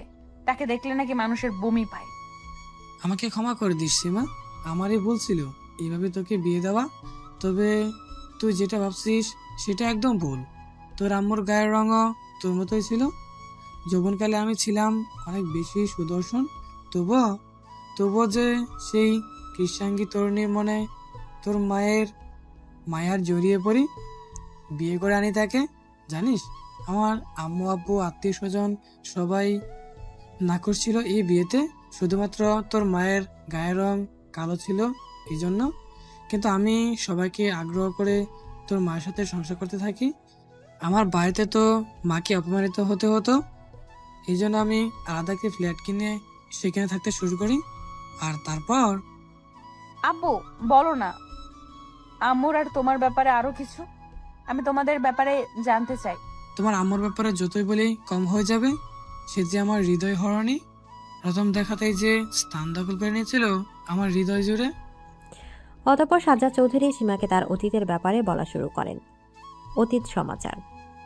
সাজ্জাদ চৌধুরীর জন্য তার পরিবার থেকে মেয়ে দেখতে এসেছে। সবাই বেশ আগ্রহী ছিল বউ দেখার জন্য। এমন সময় একটি মেয়ে মাথা অবধি ঘোমটা দিয়ে সবার সামনে উপস্থিত হয়। সাজ্জাদ চৌধুরী চাচি মেয়েটিকে ঘোমটা তুলতে বলেন। মেয়েটি কিছুতেই ঘোমটা তুলছিল না, লজ্জা পাচ্ছিল। তবে কিছু সময় পর সবার জোড়াজোড়িতে ঘোমটা তোলেন। সাজ্জাদ চৌধুরীর নজরে তখনই পড়ে সুমাইয়া নামের মেয়েটিকে। তার গায়ের রং ছিল নিকষ কালো, তবে সেই কালো চেহারাতেও কেমন যেন একটা মায়া মায়া ভাব ছিল, যা সাজ্জাদ চৌধুরীকে আকর্ষিত করে। সাজ্জাদ চৌধুরীর বাবা মা সবাই প্রচণ্ড অপমান করে ঘটককে। সবার সামনে এভাবে অপমানিত হয়ে সুমাইয়া কেঁদেই দেয়। সুমাইয়া সেই ক্রন্দনরত মুখশ্রী দেখে খুব কষ্ট পায় সাজ্জাদ চৌধুরী। কিছুতেই ভুলতে পারছিল না সেই মুখ। অতবার বাড়িতে ফিরেই নিজের মা বাবাকে সাফ জানিয়ে দেয়, বিয়ে করলে ওই মেয়েকে করবে, না হয় নয়। সাজ্জাদ চৌধুরী বা মা বাবা রাজি ছিল না। সাজ্জাদ চৌধুরীও জেদ করেছিলেন। অবশেষে তার জেদের কাছে হেরে গিয়ে সুমাইয়ার সাথে তার বিয়ে দেওয়া হয়। বিয়ের পর সুমাইয়াকে নিয়ে সুখে ছিলেন সাজ্জাদ চৌধুরী। সুমাইয়া দেখতে যেমনই হোক, তার গুণের অভাব ছিল না। অনেক ভালো রান্না করতে পারত, পড়াশোনাতেও ভালো ছিল। সুমাইয়ার ইচ্ছা ছিল ডাক্তার হওয়ার। সাজ্জাদ চৌধুরী এই কথাটা জানতে পেরে তাকে ডাক্তারি পড়ার সুযোগ করে দেয়। সুমাইয়া মেডিকেল চান্সও পায়। সংসার সামলে পড়াশোনা করেছিল সুমাইয়া, কিন্তু সাজ্জাদ চৌধুরীর মা বাবা সুমাইয়ার পড়াশোনা মেনে নিতে পারে না। নানাভাবে তারা কথা শোনাতে থাকে। শেষে বাধ্য হয়ে সাজ্জাদ চৌধুরীর স্ত্রীকে নিয়ে আলাদা হয়ে যান। তারা দুজন যথেষ্ট খুশি ছিলেন। এর মাঝে তারা জানতে পারে তাদের সংসারে নতুন অতিথি আসতে চলেছে। এতে তাদের সুখের আর সীমা ছিল না। তবে কথায় আছে না, বেশি সুখ কপালে সয় না, এক্ষেত্রেও তেমনটাও হয়েছিল। সুমাইয়ার কথায় সাজ্জাদ চৌধুরী নিজের মা বাবার সাথে সব ঝামেলা মিটিয়ে নেয় এবং সুমাইয়াকে নিয়ে বাড়িতে ফিরে আসে। এটাই ছিল তার জীবনের সবচেয়ে বড় ভুল। সুমাইয়া তখন প্রেগনেন্সির 9 মাস চলছিল। সাজ্জাদ চৌধুরী অফিস চলে যাওয়ার পর হঠাৎ সুমাইয়ার লেবার পেইন শুরু হয়। সুমাইয়া চিৎকার করে তার শ্বশুর শাশুড়িকে ডাকতে থাকে, কিন্তু তারা কেউ এগিয়ে আসে না। সে সময় মুঠোফোন ছিল না, টেলিফোন ছিল। তবে সুমাইয়ার অবস্থা এতটাই বেদনাদায়ক ছিল যে সে টেলিফোন অবধি যাওয়ার অবস্থায় ছিল না। সাজ্জাদ চৌধুরীর মন কেমন করায় তিনি অফিস থেকে তাড়াতাড়ি বাড়ি ফিরে আসেন। এসে এই হৃদয় বিতারক দৃশ্যের সাক্ষী হন। ততক্ষণে সুমাইয়ের অবস্থা অনেক খারাপ হয়ে গেছিল। সাজ্জাদ চৌধুরী তাকে নিয়ে দ্রুত ছুটে হাসপাতালে যান, কিন্তু অনেক দেরি হয়ে গিয়েছিল। ডাক্তার বলেছিল ওনার গর্ভে যমজ বাচ্চা আছে। একটা বাচ্চা থাকলে হয়তো কোনো অসুবিধা হতো না, কিন্তু দ্বিতীয় সন্তান জন্ম দেওয়ার সময় ওনার মৃত্যু হয়েছে। এদিকে সাজ্জাদ চৌধুরী নির্বাক হয়ে যান। নিজের প্রিয়তমা স্ত্রীকে এভাবে হারিয়ে সম্পূর্ণ দিশেহারা হয়ে যান। নিজের বাবা মার প্রতি তার রাগ হয়। নিজেদের রাগ আর ক্রোধে তারা এতটাই অন্ধ ছিল যে এমন অমানবিক কাজ করলো। তখন থেকে সাজ্জাদ চৌধুরী তার বাবা মায়ের সাথে সব সম্পর্ক ত্যাগ করে। নিজের ছোট মেয়ের প্রতিও তার রাগ ছিল, কারণ তার মনে হয়েছিল তাকে জন্ম দিতে গিয়ে সুমাইয়া মারা গেছে। তাই তিনি নিজের ছোট মেয়েকে সুমাইয়ার ভাইয়ের কাছে দিয়ে আসেন। সুমাইয়ার ভাইয়া ভাবি বিয়ের অনেক বছর পরেও বাবা মা হতে পারেনি, তাই বাচ্চাটিকে নিজের মেয়ের মতোই মানুষ করতে থাকেন তারা। সাজ্জাদ চৌধুরী কখনো সেই মেয়ের কোনো খোঁজ নেননি। বর্তমান সীমার কান্নার গতি আরো বেশি বৃদ্ধি পেয়েছে। সে এত কিছু আগে তো জানতো না। এটাও জানতো না যে তার একটা যমজ বোনও আছে। আজ যেন একসাথে অনেকগুলো ধাক্কা খেল সে। এদিকে সীমা নিজের যমজ বোনের ব্যাপারে জেনে তার সাথে দেখা করার আকুল আবেদন জানায় তার বাবা সাজ্জাদ চৌধুরীর কাছে, কিন্তু সাজ্জাদ চৌধুরী তার মুখের উপর বলে দেয়, আমি চাই না ওই মেয়েটার সাথে কোনো যোগাযোগ রাখতে। ও যেখানে আছে ভালো আছে, তাই তোমাকে ওকে নিয়ে চিন্তা করতে হবে না। সীমা তার বাবাকে এই ব্যাপারে অনেক বোঝানোর চেষ্টা করে, কিন্তু সাজ্জাদ চৌধুরী নিজের জেদে অটল থাকেন। অগত্যা সীমা নিরাশ হয়ে নিজের রুমে চলে আসে। অতঃপর নিজের মায়ের ছবি হাতে নিয়ে বলে, আম্মু, তুমি যদি আজ বেঁচে থাকতে তাহলে বোধহয় সব কিছু এমন এলোমেলো হতো না। আব্বু এত কথা আমার কাছ থেকে লুকিয়ে রেখেছিল এতদিন। আমার নাকি একটা যমজ বোনও আছে। আচ্ছা, আমি কোথায় খুঁজবো তাকে? আব্বু যে আমাকে কিছুই বলতে চাইছে না। এদিকে এসব নিয়ে ভাবতে ভাবতে সীমা যে কখন গভীর ঘুমের মধ্যে আচ্ছন্ন হয়ে যায় সেটা সে নিজে উপলব্ধি করতে ব্যর্থ হয়। ঘুমের মাঝে একটি স্বপ্ন দেখে সীমা। স্বপ্নে তারই মতো দেখতে একটি মেয়ে দেখে, যে অনেক কষ্টে অনেক অবহেলায় বড় হচ্ছে। স্বপ্নটি দেখা মাত্র সীমার ঘুম ভেঙে যায়। নিজের বোনের জন্য দুশ্চিন্তা এসে ধরা দেয় তার মনে। সীমা তখন চোখ বন্ধ করে বলে, আল্লাহ, আমি যেটা স্বপ্নে দেখেছি সেটা যেন সত্যি না হয়। আমার বোন যেখানেই থাকুক সে যেন ভালো থাকে। গাড়িটা আস্তে চালা সামিয়া। আমি গাড়ি আরো জোরে চালাবো। যদি ভালো চাও তাহলে আমাকে আমার আসল পরিচয় বলো। আমি জানি আমি তোমাদের আসল মেয়ে নই। তুই ভুল ভাবছিস সামিয়া। ঠিক ভুলের বিচার করার মতো বুদ্ধি আমার হয়েছে। কাল আমি তোমার আর মায়ের সব কথা শুনেছি। তোমরা তো বলছিলে আমি তোমাদের আসল মেয়ে নই। আমরা কি তোকে কোনো অবহেলা করছি? এত কথা আমি শুনতে চাই না। তুমি শুধু আমাকে আমার আসল পরিচয় বলো, না হলে আমি কিন্তু অ্যাক্সিডেন্ট করে দেব। ঠিক আছে, আমি বলছি তোকে সব। তুই আমার না, আমার বোন সুমাইয়ার মেয়ে। তোর জন্মের সময় তোর মায়ের মৃত্যু হয়েছিস, সেই জন্য তোর বাবা তোকে অপয়া মনে করে আমাদের কাছে রেখে গেছে। আর হ্যাঁ, তোর একটা যমজ বোনও রয়েছে, যে তোর থেকে কয়েক মিনিটের বড়। সহসা গাড়ি থামিয়ে দেয় সামিয়া। বাইরে তুষারপাত হচ্ছে, অথচ তার শরীর ঘামছে। ফর্সা হাত বেয়ে গড়িয়ে পড়ছে বিন্দু বিন্দু ঘাম। সামিহা মিনমিনের স্বরে বলে, তুমি আমার পাসপোর্ট ভিসার ব্যবস্থা করো। আমি 1 সপ্তাহের ভিতরেই আমি বাংলাদেশ যেতে চাই, আমার রিয়েল ফ্যামিলির সাথে মিট করতে। এদিকে সকালে ঘুম থেকে উঠতে রায়হান খান চড়াও হন ইহানের ওপর, কারণ ততক্ষণে তিনি জেনে গেছে সীমা গত রাতে এই বাড়ি ত্যাগ করে গেছে। রায়হান খান ইহানকেই এর জন্য দোষারোপ করেন। তিনি বলেন, তোমার মতো কুলাঙ্গারের জন্য সীমা এই বাড়িতে থেকে বেরিয়ে গেছে। তুমি মেয়েটাকে অনেক কষ্ট দিয়েছ, যা মেয়েটা কোনোভাবেই সহ্য করতে পারেনি। তাই তুমি আমার ছেলেকে দোষ দিচ্ছ কেন? সব দোষ তো ওই মেয়ের। আমরা তো কেউ ওকে চলে যেতে বলিনি। আমার ছেলেও বলেনি। ও যখন নিজের ইচ্ছাতে চলে গেছে তখন তো ভালোই হয়েছে। এমনিতে ওকে আমাদের কারোরই পছন্দ নয়। শুধু তুমি পছন্দ করলে তো হবে না, সংসার তো আমার ছেলেকেই করতে হবে না কি? আমি কিচ্ছু শুনতে চাই না। রিহানের জন্যই সীমা এই বাড়ি থেকে বেরিয়ে গেছে। এখন ওকেই সীমাকে ফিরিয়ে আনতে হবে। যতক্ষণ না সীমা এই বাড়িতে ফিরছে ততক্ষণ ইহানেরও কোনো জায়গা হবে না এই বাড়িতে। ঠিক আছে, আমিও থাকবো না এই বাড়িতে, চলে যাচ্ছি আমি। কোথাও যাবি না তুই। এটা তোর বাড়ি, এখানে তোর অধিকার আছে। না আম্মু, এই বাড়ি রায়হান খানের। উনি যখন আমাকে চলে যেতে বলেছেন তখন আমি আর এখানে থাকবো না। এদিকে কথাটা বলেই হনহন করে বাড়ি থেকে বেরিয়ে যান ইহান। মান্নাত বেগম রায়হান খানকে উদ্দেশ্য করে বলেন, এবার শান্তি পেয়েছো তো তুমি? একটা বাহিরের মেয়ের জন্য নিজের ছেলেটাকে এভাবে বের করে দিলে বাড়ি থেকে। তুমি ভুল ভাবছো মান্নাত। আমি কাউকে বাড়ি থেকে বের করিনি। আমি শুধু ওকে শর্ত দিয়েছিলাম। এখন যদি ও সেটা না মানে তাহলে ওর এই বাড়িতে থাকতে দেব না আমি। এদিকে কথাটা বলে নিজের রুমের দিকে পা বাড়ান রায়হান খান। ইহান দ্রুত গতিতে গাড়ি চালাচ্ছে। রাগ তার মাথায় উঠে গেছে। একটা বাইরের মেয়ের জন্য তার বাবা যে তাকে এভাবে অপমান করলো সেটা সে মানতেই পারছে না। অসাবধানতা বশত গাড়ি চালাতে গিয়ে আচমকা একটি পিলারের সাথে ধাক্কা খায় ইহান। তৎক্ষণাৎ তার মাথা বেয়ে তরল রক্তের স্রোত নেমে আসে। বিয়ের একটি অদ্ভুত সম্পর্ক। এই সম্পর্কের মাধ্যমে দুজন অচেনা মানুষ চিরকালের জন্য এক পবিত্র বন্ধনে আবদ্ধ হয়। সেই বন্ধনের টান থেকে সীমা শত অপমানের পরও ছুটে এসেছে হসপিটালের। রায়হান খান কল দিয়ে সীমাকে জানিয়েছে ইহানের অ্যাক্সিডেন্টের ব্যাপারে। হাসপাতালে আসা মাত্র রায়হান খানকে দেখতে পায় সীমা। ছুটে গিয়ে তাকে জিজ্ঞেস করে, আপনার ছেলে এখন কেমন আছে? মাথায় বেশ ভালোই আঘাত পেয়েছে, তবে ওর লাইফ রিয়েক্ট নেই। ডক্টর বললেন ও এখন সেফ জোনে আছে। এদিকে কিছুক্ষণ পরই সীমার কানে আসে কারো কান্নার আওয়াজ। মান্নাত বেগম ও ইনিয়া কান্না করতে করতে এদিকে আসছিল। সীমাকে এখানে দেখে খেপে যান মান্নাত বেগম। সীমাকে গালাগালিও করে বলেন, এই ড্যানিটা কেন এসেছে এখানে? আমার ছেলের অ্যাক্সিডেন্ট করিয়ে কি ওর শান্তি হয়নি? এখন কি আমার ছেলেটাকে খেতে এসেছে? তুমি একটু বেশি বাড়াবাড়ি করছো। যা হয়েছে তাতে সীমার কোনো হাত নেই। দুর্ঘটনা তো আর বলে কয়ে আসে না, দোষ তোমার ছেলের। রাস্তায় উদ্ভ্রান্তের মতো গাড়ি চালাতে কে বলেছিল তাকে? তুমি এখানেও ভাইয়ের দোষ দেখছো আব্বু? দোষ তো এই মেয়েটাই। ও বাড়ি থেকে চলে গিয়েছিল, এই জন্যই তো তুমি ভাইয়াকে বাড়ি থেকে বের হয়ে যেতে বলেছিলে। তারপরেই তো এসব হয়ে গেল। এদিকে সীমার আবার একটু অপরাধবোধ অনুভূত হয়। তার মনে হয় তার জন্যই বোধহয় সব হয়েছে। এমন সময় একজন নার্স ডেকে নিয়ে যায়। সবাই মিলে যায় ইহানের কেবিনের দিকে। সীমা দরজার কাছে দাঁড়িয়ে থাকে। মান্নাত বেগম কেবিনে ঢুকে ইহানের সামনে গিয়ে বলেন, তুই কেমন আছিস ইহান? সবে মাত্র ইহানের জ্ঞান ফিরেছে। সে মলিন চোখে মান্নাত বেগমের দিকে তাকিয়ে বলে, আপনি কে? আর আমাকে ইহান বলে ডাকছেন কেন? আমার নাম কি ইহান? এদিকে ইহানের কথা শুনে অবাক হয়ে তাকিয়ে থাকেন মান্নাত বেগম। ইহান নিজের মাকে চিনতে পারছে না, এমনকি নিজের নামটাও চিনতে পারছে না। মান্নাত বেগম অস্থির হয়ে ডাক্তারকে জিজ্ঞেস করেন, আমার ছেলের কি হয়েছে? ও এমন করেছে কেন? আপনি কি সত্যি কিছু মনে করতে পারছেন না মিস্টার ইহান খান? উনি আপনার মা। আমি কিছু মনে করতে পারছি না। আমি কে? কি আমার পরিচয়? আই থিঙ্ক যে মাথায় আঘাত লাগার কারণে ওনার স্মৃতিশক্তি চলে গেছে। আমি কিছু পরীক্ষা করে দিচ্ছি শিওর হওয়ার জন্য, তারপরে এই ব্যাপারে কি করা যায় সেটা বলতে পারবো। সীমা অন্য সবার সাথে এসেছিল ইহানের কেবিনে। এক কোনায় চুপ করেছিল সে। আচমকা ইহান সীমাকে বলে ওঠে, তোমাকে কেন জানি আমার চেনা চেনা লাগছে। তুমি কি আমার কেউ হও? তুমি আমার কাছে একটু আসবে?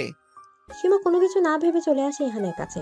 ইহান সীমার হাত ধরে বলে, আমার কাছে থাকো তুমি, আমার তোমাকে প্রয়োজন। এই মেয়ে, তুমি একদম আমার ছেলের কাছাকাছি থাকার চেষ্টা করবে না। দূর হও বলছি। না, ও আমার থেকে দূরে যেতে পারে না। আমি ওকে দূরে যেতে দেব না। এদিকে মান্নাত বেগম আর কিছু বলতে পারেন না। নিজের রাগকে নিয়ন্ত্রণ করা ছাড়া এখন আর তার কিছুই করার নেই। 2 দিন পরে কিছু পরীক্ষা নিরীক্ষা করে ইহানকে বাড়িতে পাঠিয়ে দেওয়া হয়েছে। ইহান এখন সীমা ছাড়া আর কিছুই বোঝে না। তার মতে এখন তার সীমাকে ছাড়া সবাইকে অচেনা লাগে, তাই অন্য কারোর সাথে থাকতে চায় না ইহান। ইহানের এই সমস্যার কারণে সীমা সর্বক্ষণ তার পাশাপাশি থাকছে, যা মান্নাত বেগম ও ইনিয়ার বিরক্তির কারণ হয়ে উঠেছে। সবকিছুকে ছাপিয়ে সীমা লেগে আছে ইহানের খেয়াল রাখার জন্য। হাসপাতালে অবস্থানকালীনও ইহানের দেখাশোনা সেই করেছে, কারণ ইহান তাকে ছাড়া কিছুই বুঝছে না। এক মুহূর্তের জন্য সীমাকে চোখের বাইরে যেতে দিতে চায় না ইহান। তার সব আবদার সীমার কাছে। আজও তার ব্যতিক্রম হচ্ছে না। হাসপাতাল থেকে বেরিয়ে বাড়িতে ফিরে ইহান সীমার কাছে আবদার করেছে তাকে ঘুরতে নিয়ে যেতে হবে। সীমা তো প্রথম কিছুতেই রাজি হয় না, কিন্তু ইহানও কোনো কথা শুনতে রাজি নয়। তার একটাই কথা, সে ঘুরতে যাবে ব্যাস। অবশেষে সীমাকে হার মানতে হয় ইহানের জেদের কাছে। ইহানকে নিয়ে একটু বাইরে ঘুরতে যায়। ইহান সীমাকে সারা রাস্তায় বিভিন্ন প্রশ্ন করে বিরক্ত করে, তবে সীমা ধৈর্য সহকারে সব কিছু সামলায়। সারাদিন বিভিন্ন জায়গায় ঘুরে তারা দুজন মিলে। সীমা গাড়ি ড্রাইভ করতে পারত। ইহান অসুস্থ থাকায় তাই সীমার গাড়ি ড্রাইভ করছিল। অতঃপর ফিরে আসার সময় ইহান হঠাৎ করে বায়না করে যে আইসক্রিম খাবে। ইহান একটি আইসক্রিমের দোকান দেখিয়ে বলে, আমি ওটা খাবো, আমাকে এনে দাও। এখন তো অনেক রাত হয়েছে, আমাদের ফিরতে হবে। এত রাতে আইসক্রিম খাওয়া ঠিক হবে না, আপনার ঠান্ডা লাগতে পারে। আমাকে এনে দাও প্লিজ, আমার ওটা খেতে খুব ইচ্ছা করছে। আচ্ছা বেশ, আমি আইসক্রিম নিয়ে আসছি, তবে আপনি কিন্তু এখান থেকে 1 পাউন্ড নড়বেন না। আমি এক্ষুনি যাব আর এক্ষুনি আসবো। এদিকে ইহান খুশিতে এক প্রকার লাফিয়ে উঠল। ইহানের খুশি খুশি মুখ দেখে সীমা অনেক আনন্দ পায়। ইহানকে বসিয়ে রেখে চলে যায় আইসক্রিম নিতে। সীমা আইসক্রিমগুলো নিয়ে বিল মিটিয়ে চলে আসে গাড়ির কাছে। গাড়িতে এসে ইহানকে না দেখে সীমা ভীষণ উত্তেজিত হয়ে পড়ে। ভয় এসে জমা হয় তার মনে। সীমা ইহানের নাম ধরে ডাকতে থাকে, কিন্তু কোনো সাড়া পাওয়া যায় না। দিশেহারা হয়ে আশেপাশে খুঁজতেও থাকে ইহানকে, কিন্তু ইহানের কোনো খোঁজই সে পায় না। সীমা এখন বসে আছে পুলিশ স্টেশনে। রায়হান খান, মান্নাত বেগম উপস্থিত সেখানে। ইতিমধ্যে তাদের কানেও ইহানের নিরুদ্দেশ হওয়ার খবরটা গেছে। সীমা পুলিশ অফিসারকে বলে, আমার হাজবেন্ড ইহান খান, উনি বর্তমানে তার স্মৃতিশক্তি হারিয়ে ফেলেছেন। আজ আমি তাকে নিয়ে ঘুরতে বেরিয়েছিলাম। ফেরার সময় উনি আইসক্রিম খেতে চাইলেন, তখন আমি আইসক্রিম আনতে যাই, বাট ফিরে আসার পর তাকে আর খুঁজে পাই না। অনেক খুঁজেছি কিন্তু কোথাও তাকে পাইনি, তাই নিরুপায় হয়ে আপনাদের কাছে আসলাম। পুলিশ সীমাকে আরো অনেক কিছু জিজ্ঞেস করে, বিভিন্ন তথ্য নেয়। মান্নাত বেগম থানাতেই চড়ে যান সীমার উপর। সীমাকে দোষারোপ করে বলেন, আমি জানি এই মেয়েই আমার ছেলের সাথে কিছু একটা করেছে। অপয়া মেয়ে একটা। যবে থেকে আমার ছেলের জীবনে এসেছে তখন থেকে আমার ছেলের জীবনে সর্বনাশ ডেকে এনেছে। অফিসার, আপনি এই মেয়েটাকে জেলে ঢোকান। আমি জানি ওই মেয়েই আমার ছেলেকে লুকিয়ে রেখেছে।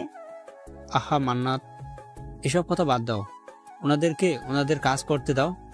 আর সীমা, তোমার থেকে এটা আমি আশা করিনি। যদি আমার ছেলে সামলাতেই না পারো, তাহলে তার দায়িত্ব নিয়েছিলে কেন? এ তো কেয়ারলেস কেন তুমি? এখন তো আমারও এটা মনে হচ্ছে যে তুমি আমার ছেলের যোগ্য নও। তোমার সাথে আমার ছেলের বিয়ে দেওয়া আমার জীবনের বড় একটা ভুল ডিসিশন। এদিকে সীমা বলার মতো কোনো ভাষা খুঁজে পায় না। আজ সবাই তাকে ভুল বুঝছে, কিন্তু আসলে সে তো কিছুই করেনি। মান্নাত বেগম সীমার হাত শক্ত করে ধরে বলে, আমি কিচ্ছু জানতে চাই না। তোমাকে 24 ঘন্টা সময় দিন। এর মধ্যে যে করেই হোক আমার ছেলেকে আমার সামনে নিয়ে এসো। আমি আপনাকে কথা দিচ্ছি, আপনার ছেলেকে 24 ঘন্টার মধ্যে আপনার সামনে হাজির করব। যদি সেটা না পারি তাহলে সারা জীবনের মতো বিদায় নেব আপনার ছেলের জীবন থেকে। ঠিক আছে, তোমাকে আমি 24 ঘন্টা সময় দিলাম। যদি পারো এর মধ্যে আমার ছেলেকে আমার সামনে নিয়ে এসো। এদিকে সীমা আর বিলম্ব না করে থানা থেকে বেরিয়ে যায়। এখন তার লক্ষ্য একটাই, যে করে হোক ইহানকে খুঁজে আনা। আরাম কেদারায় বসে নিশ্চিন্তে পা দোলাচ্ছেন ইহান। আজ তার অনেক শান্তি অনুভব করছে। এতদিনে সীমাকে জব্দ করতে সক্ষম হয়েছে, তাই তার মধ্যে একরকম পৈশাচিক আনন্দ কাজ করছে। ইহান নিজেই নিজের প্রশংসা করে বলে, বাহ, কত সুন্দর পরিকল্পনা করলাম আমি। এবার এমনভাবে সব কিছু সাজিয়েছি যাতে সাপও মরে আবার লাঠিও না ভাঙে। ওই সীমা নামের বিপদ আমার জীবন থেকে দূর হবে। আমি আব্বু আমাকে কিছু বলতে পারবে না। এদিকে অতঃপর অট্ট হাসিতে মেতে ওঠে ইহান। মনে করে সে কিভাবে স্মৃতি হারানোর মিথ্যা নাটক করে সীমাকে বোকা বানিয়েছে, এবং সুযোগ বুঝে সেই সময় সীমাকে আইসক্রিম আনতে পাঠিয়ে নিজেই গোপনে পালিয়ে চলে এসেছে। ইহান এসবে ভাবছিল, এমন সময় তার ফোনে তার মায়ের কল আসে। ইহান ফোনটা রিসিভ করা মাত্রই মান্নাত বেগম বলেন, হ্যালো ইহান, এটা কি তোর নতুন ফোন নাম্বার? আমি আজই নতুন সিম কার্ড কিনলাম। যাই হোক, বলো আমি কেমন চাল দিলাম? তোর বুদ্ধি দেখে আমি নিজেও অবাক। কি সুন্দর স্মৃতি হারানোর অভিনয় করলি। সত্যি তোর মা হয়ে ও বাকি সবার মতো সত্য ভেবে নিয়েছিলাম। ভাগ্যিস কাল তুই আমাকে সব সত্যি বললি। এবার ওই সীমার শিক্ষা হয়েছে। জানিস, তোর বাবাও নিজের ভুল স্বীকার করে ওই মেয়েটাকে অপমান করেছে। এমনটা তো হওয়ারই ছিল। সীমা ভেবেছিল ও খুব চালাক, কিন্তু আমার বুদ্ধি যে কতটা ভয়ানক সেটা ও এবার বুঝবে। ওই মেয়েটা বলেছে 24 ঘন্টার মধ্যে হয় তোকে খুঁজে বের করবে, আর না হয় চিরজীবনের মতো তোর জীবন থেকে বিদায় নেবে। তাহলে তো ভালোই হয়, আমি 24 ঘন্টা আত্মগোপনে থাকি। এদিকে সীমা উদ্দেশ্যহীনভাবে খুঁজে চলেছে ইহানকে, কিন্তু কোথাও তাকে খুঁজে পাচ্ছে না। সীমার এখন দিশে হারা লাগছে, কি করবে সেটা বুঝতে পারছিল না সে। এমন সময় তার ফোনে একটা কল আসে। ফোনটা রিসিভ করা মাত্র বিপরীত দিক থেকে কেউ বলে ওঠে, আপনি কি ইয়ান খানের স্ত্রী বলছেন? হ্যাঁ, আমি ইহানের স্ত্রী। আপনি কে, আর আমাকে কেন ফোন করেছেন? আমি সিটি হসপিটাল থেকে বলছি। আপনার হাজব্যান্ডের যে কিছু টেস্ট করতে দিয়েছিলেন তার রেজাল্ট এসেছে। রিপোর্ট কি এসেছে? ইহানের স্মৃতিশক্তি কি সত্যি হারিয়ে গেছে? জি না, রিপোর্ট অনুযায়ী ইয়ান খানের মাথার এমন কোনো গুরুত্ব আঘাত আসেনি যার কারণে তার মেমোরি লস হওয়ার কোনো চান্সই থাকবে না। আমাদের মনে হচ্ছে ওনার অবস্থা ঠিকই আছে। আমি এমন কিছু সন্দেহ করেছিলাম। আপনাকে অনেক অনেক ধন্যবাদ ডক্টর। অতঃপর সীমা কল কেটে দিয়ে বলে, আমি জানি আমাকে এখন কি করতে হবে। আপনি অনেক সুন্দর চাল চেলেছেন মিস্টার ইহান খান, কিন্তু আমাকে হয়তো আপনি এখনো পুরোপুরি চিনে উঠতে পারেননি। আমি যে কি করতে পারি সেটা এবার আপনার কাছে প্রমাণ করে দিব। এদিকে সীমা নিজের ফোন থেকে ইনায়াকে ফোন করে। ইনায়া ফোন রিসিভ করা মাত্রই বলে, কে বলছেন? আমি সীমা। কেন কল করেছো তুমি? তোমার জন্য আমার ভাই হারিয়ে গেছে। তোমাকে তো আমি... তোমাকে আর এত নাটক করতে হবে না, আমি সব জানি। কি কি জানো তুমি? তোমার ভাই যে স্মৃতি হারানোর নাটক করেছে সেটা আমি জেনে গেছি। আর তুমি এবং তোমার মাও যে এসবে জড়িত সেটাও আমি নিশ্চয়তা দিয়ে বলতে পারি। ও, আমি বুঝতে পারছি। এখন তুমি নিজের দোষ ঢাকতে আমাদের উপর দোষ দিচ্ছ, তাই না? চুপ! আর কোনো মিথ্যা নয়। আমি ডাক্তারের সাথে কথা বলেছি। ইহানের রিপোর্ট বলেছে ও একদম সুস্থ। ভালোই ভালোই তোমার ভাইয়ের সাথে আমার যোগাযোগের ব্যবস্থা করে দাও, না হলে কিন্তু তোমার বাবা মিস্টার রায়হান খানের কানে সব কথা তুলবো। ইনিয়া খুব ভয় পেয়ে যায়, কারণ তার বাবার কানে সব কথা উঠলে অনেক বড় সর্বনাশ হয়ে যাবে। তাই ইনিয়া বাধ্য হয়ে সীমাকে বলে দেয় ইহান এখন কোথায় লুকিয়ে আছে। বিছানায় আরামসে ঘুমিয়েছিল ইহান। আচমকা চোখে পানির ছিটকা অনুভব করতেই তার ঘুম ভেঙে যায়। চোখ কচলাতে কচলাতে উঠে বসে ইহান। ভালোভাবে সামনে তাকাতে দেখতে পায় সীমাকে। প্রথমে মনের ভুল মনে করে, তবে বার কয়েক চোখ ডলেও সীমাকে নিজের সামনে কাটে। অতঃপর স্বপ্ন মনে করে নিজের হাতে চিমটিও কাটে, কিন্তু ফলাফল একই। ইহানের এমন কাণ্ডে সীমা হেসেই দেয়, বলে, আমি আপনার মনের ভুল বা স্বপ্ন নই, আমি বাস্তব। তুমি এখানে এলে কিভাবে? আমার ঠিকানা তো তোমার জানার কথা নয়। বলছি সব বলছি। আগে একটু ওয়েট করুন। আপনি কি ভেবেছিলেন আপনি আমার সাথে স্মৃতি হারানোর অভিনয় করবেন? আমি কিছু বুঝবো না সেই সুযোগে আপনি হারিয়ে যান নাটক করে আমাকে আপনার জীবন থেকে বের করে দেবেন? সবটা কি এত সহজ? আমি সীমা, আমাকে হারানো এত সহজ নয়। ভালোই ভালোই আমার সাথে ফিরে চলুন, না হলে আপনার বাবার কাছে সব সত্যি প্রকাশ করে দেব। যা করার করো তুমি, কিন্তু আমি তোমার সাথে সংসার করতে মোটেই ইচ্ছুক নই। তোমাকে দেখলেই আমার ঘৃণা লাগে। আমি সবসময় নিজের জন্য সুন্দরী বউ চেয়েছি। সবসময় স্বপ্ন দেখেছি আমার বউ হবে পরীর মতো সুন্দরী। সেখানে তোমার মতো একটা কালো ভূতকে বিয়ে করতে হয়েছে। ছি! ঠিক আছে, আমাকে আপনার মানতেও হবে না। চলুন, কালই আমরা ডিভোর্সের আবেদন করব। তারপর আদালত হয়তো আমাদের কিছু দিন সময় দিবে। সেই কটা মাস একসাথে থেকে না হয় আমরা চিরকালের জন্য আলাদা হয়ে যাব। তখন আপনি একটা ডানা কাটা পরীকে বিয়ে করে নেবেন। এদিকে ইহান ও সীমা একসাথে বাড়িতে ফিরে আসেন। ইহানকে সুস্থ স্বাভাবিকভাবে বাড়ি ফিরতে দেখে রায়হান খান খুব বেশি নিশ্চিত হন। তিনি সীমাকে কৃতজ্ঞতা জানিয়ে বলেন, তোমাকে অনেক ধন্যবাদ আমার ছেলেকে সুস্থ স্বাভাবিকভাবে ফিরিয়ে আনার জন্য। আমার তোমার উপর বিশ্বাস ছিল যে তুমি এটা পারবে।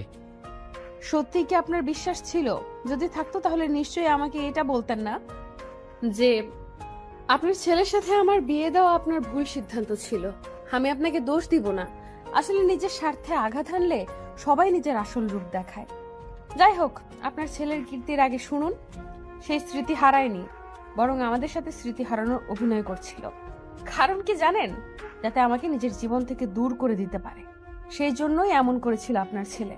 সীমা যা বলছে তা কি সত্যি? ইহান, তুমি কি সব অভিনয় করছো? হ্যাঁ, ও যা বলছে সব সত্যি। তুমি খবরদার আমার ছেলেকে কিচ্ছু বলবে না, কারণ সব দোষ তোমার।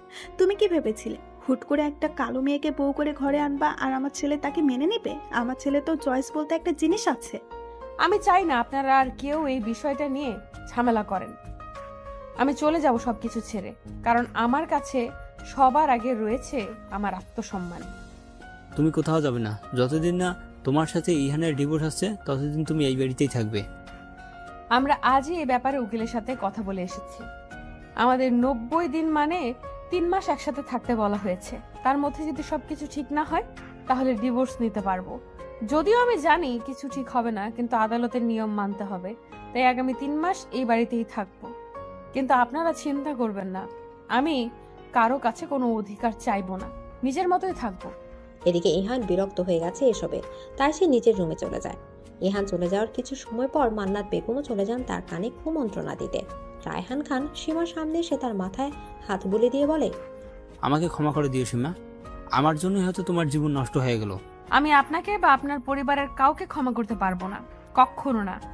এদিকে সীমা লক্ষ্য করছে 2 দিন থেকে ইনায়া বেশ চুপচাপ হয়ে গেছে। আগের মতো আর নেই মেয়েটা, যদিও এবারে কোনো ব্যাপারে আর নাক গলাতে চায় না। ইতিমধ্যে সে নিজের পেশায় নিযুক্ত হয়েছে, বেশ ভালোভাবে ইঞ্জিনিয়ারিং করছে। সীমার এখন আর কোনো বিষয়ে ভাবার সময় নেই। কিন্তু আজ রাতে সীমা একটি অদ্ভুত ঘটনার সাক্ষী হয়। রাতে গরম অনুভব করায় ছাদে চলে গিয়েছিল সীমা। সেখান থেকে শুনতে পায় ইনিয়া ফোনে কাউকে বলছে, তুমি কবে আমার ফ্যামিলিতে বিয়ের প্রস্তাব নিয়ে আসবে জিসান? তুমি জানো না সবকিছু যদি জানাজানি হয়ে যায় তাহলে কত বড় বিপদ হবে? এদিকে সীমার মনে কৌতূহল জন্ম নেয়। সে মনোযোগ দিয়ে তাদের কথোপকথন শুনতে থাকে। ইনিয়া একসময় কাঁদতে কাঁদতে বলে, আমি বুঝতে পারছিলাম আমি প্রেগনেন্ট হয়ে গেছি, কারণ অনেকদিন থেকেই বিভিন্ন সিমটমস দেখা দিচ্ছিল। আজ তো টেস্ট করে এই ব্যাপারে একদম শিওর হয়ে গেছি। এদিকে সীমা একদম হতবাক হয়ে যায় ইনায়ের কথা শুনে। সমাজে কুমারী মেয়ের প্রেগনেন্ট হয় কেউ ভালো চোখে দেখে না। এটা কোনো ভালো কাজও নয়, বরং ভীষণ নিকৃষ্ট একটি ঘটনা। ইনায়া যে এত বড় অঘটন ঘটিয়েছে সেটা ভেবে সীমার কেমন জানি লাগছিল। ইনায়ার কান্নার গতি আরো বৃদ্ধি পায়। সে ফোনে বিপরীত থেকে থাকা মানুষটিকে অনুরোধ করে বলতে থাকে, প্লিজ জিসান, এভাবে আমাকে অসহায় করে ছেড়ে দিও না, ব্রেকআপ করো না। হ্যালো হ্যালো, শুনতে পাচ্ছ জিসান? হ্যালো। এদিকে ফোন কেটে দেয় জিসান। ইনায়া পরপর কয়েকবার কল করে, কিন্তু জিসান আর রিসিভ করে না। একসময় ইনায়ার নাম্বার ব্লক করে দেয় জিসান। ইনায়া অসহায়ের মতো কাঁদতে থাকে। এমন সময় সীমা এসে তার কাঁধে হাত রাখে। ইনায়া চমকে যায়। সীমাকে দেখে ইনায়া রাগে স্বরে বলে, তুমি এখানে কি করছো? শুনছো নাকি কিছু? আমি সব কথাই শুনেছি। এখন আর কি, যাও সবাইকে গিয়ে সব কথা বলে দাও। আমার সর্বনাশ করতে পারলে তো তুমি অনেক খুশি হবে। সবাইকে নিজের মতো ভেবো না ইয়ানা। তুমি আমার খারাপ চাইতে পারো, বাট ট্রাস্ট মি, আমি তোমার কোনো ক্ষতি চাই না। তবে তুমি যে কাজটা করেছো সেটা অন্যায়। বিয়ের আগে শারীরিক সম্পর্ক করা এটা ভালো কাজ নয়। এখন বুঝতে পারছো তো সেটা? কি করব আমি? জিসানকে খুব ভালোবাসতাম যে, ওকে বিশ্বাস করে নিজের দেহ মন সব উজাড় করে দিয়েছিলাম। আর ও? নিজের সম্মান রক্ষা করা মেয়েদের দায়িত্ব, যেটা তুমি করতে পারোনি। শোনো, তোমার জ্ঞান কেউ শুনতে চায়নি। আমার সমস্যার সমাধান আমি নিজেই করতে পারবো। এদিকে সীমাকে আর কিছু বলার সুযোগ না দিয়ে ইনায়া নিজের রুমে চলে যায়। ইনায়া সিদ্ধান্ত নিয়েছে সে তার গর্ভে থাকা বাচ্চাটি নষ্ট করবে। তার সে একটি হাসপাতালে এসেছে। ইনায়া যখন বাড়ি থেকে বের হয় তখন সে ফোনে কাউকে এই ব্যাপারে বলছিল, যা সীমার কানে আসে। তাই সীমা ইনায়ার পিছু নেয়। অতঃপর তার পিছন পিছন হাসপাতালে চলে আসে। ইনায়া হাসপাতালে প্রবেশ করার আগে সীমা তার হাত ধরে বলে, আমি জানি তুমি এখানে কেন এসেছো। চলো আমার সাথে ফিরে চলো। এমনিতেই অনেক বড় একটা পাপ করেছো, এখন নিজের পাপের বোঝা আর বাড়ানোর দরকার নেই। তোমাকে আগেও বলেছি আমাকে জ্ঞান দিতে এসো না, আমি নিজের ব্যবস্থা নিজেই করতে পারবো। আমি জ্ঞান দিতে আসিনি, তোমাকে ঠিক ভুলের পার্থক্য বোঝাতে এসেছি। দেখো, তুমি যেটা করেছো সেটা তোমার ভুল। এই বাচ্চাটার তো কোনো দোষ নেই, তাহলে ওকে কেন শাস্তি দেবে? তো কি করব আমি? বাবার নাম পরিচয়হীন এই বাচ্চাকে পৃথিবীতে এনে মানুষের হাসির পাত্র হব? জিসান বলে দিয়েছে সে আমার সাথে যোগাযোগ রাখতে চায় না। তুমি আমার সাথে এসো। এদিকে সীমা ইনায়ার কোনো কথা না শুনে তাকে নিয়ে গাড়িতে বসায়। অতঃপর তাকে একটি বস্তিতে নিয়ে যায়। ইনায়া জিজ্ঞেস করে, এখানে কেন এনেছো আমাকে? এদিকে সীমা কোনো উত্তর না দিয়ে ইনায়াকে বস্তির ভেতর নিয়ে যায়। বস্তির একটি পরিবারকে দেখায়, যেখানে একজন মা নিজে না খেয়ে তার 3 সন্তানদের মুখে ভাত তুলে দিচ্ছে। সীমা ইনায়াকে উদ্দেশ্য করে বলে, দেখতে পাচ্ছ, এটাই হলো মাতৃত্ব। একজন মা নিজে না খেয়ে তার সন্তানদের খাওয়াচ্ছে, আর তুমি নিজের অনাগত সন্তানকে শেষ করতে চাইছো। আমি আমার বাচ্চাকে পৃথিবীতে আনতে চাই। সীমা খুশি হয়, এটাই তো চেয়েছিল সে। অতঃপর ইনায়াকে নিয়ে বাড়িতে ফেরে। যেহেতু কোনো কিছু লুকিয়ে লাভ নেই, তাই রায়হান খান, মান্নাত বেগম, ইহান সবাইকে ড্রয়িং রুমে উপস্থিত হতে বলে সীমা। সবাই ড্রয়িং রুমে উপস্থিত হলে সীমা বলে, আপনাদের সবাইকে একটা জরুরি কথা জানাতে চাই। কি বলবে তাড়াতাড়ি বলো, আমার অনেক কাজ আছে। এই পরিবারে একটি নতুন সদস্য আসতে চলেছে। তুমি আমার ইহানের বাচ্চার মা হতেই পারো না। ইহান তো তোমাকে কোনোদিন স্পর্শ পর্যন্ত করেনি। তুমি কি ভেবেছো অন্য কারো বাচ্চা পেটে ধরে আমার ইহানের নামে দোষ চাপিয়ে দেবে? এটা হবে না। দেখেছো তো তুমি কেমন মেয়েকে বাড়ির বউ করে এনেছো, যার চরিত্রের ঠিক নাই। আমার চরিত্রের দিকে আঙুল তোলার আগে নিজের মেয়ের দিকে তাকান। প্রেগনেন্ট আমি নই, প্রেগনেন্ট আপনার মেয়ে।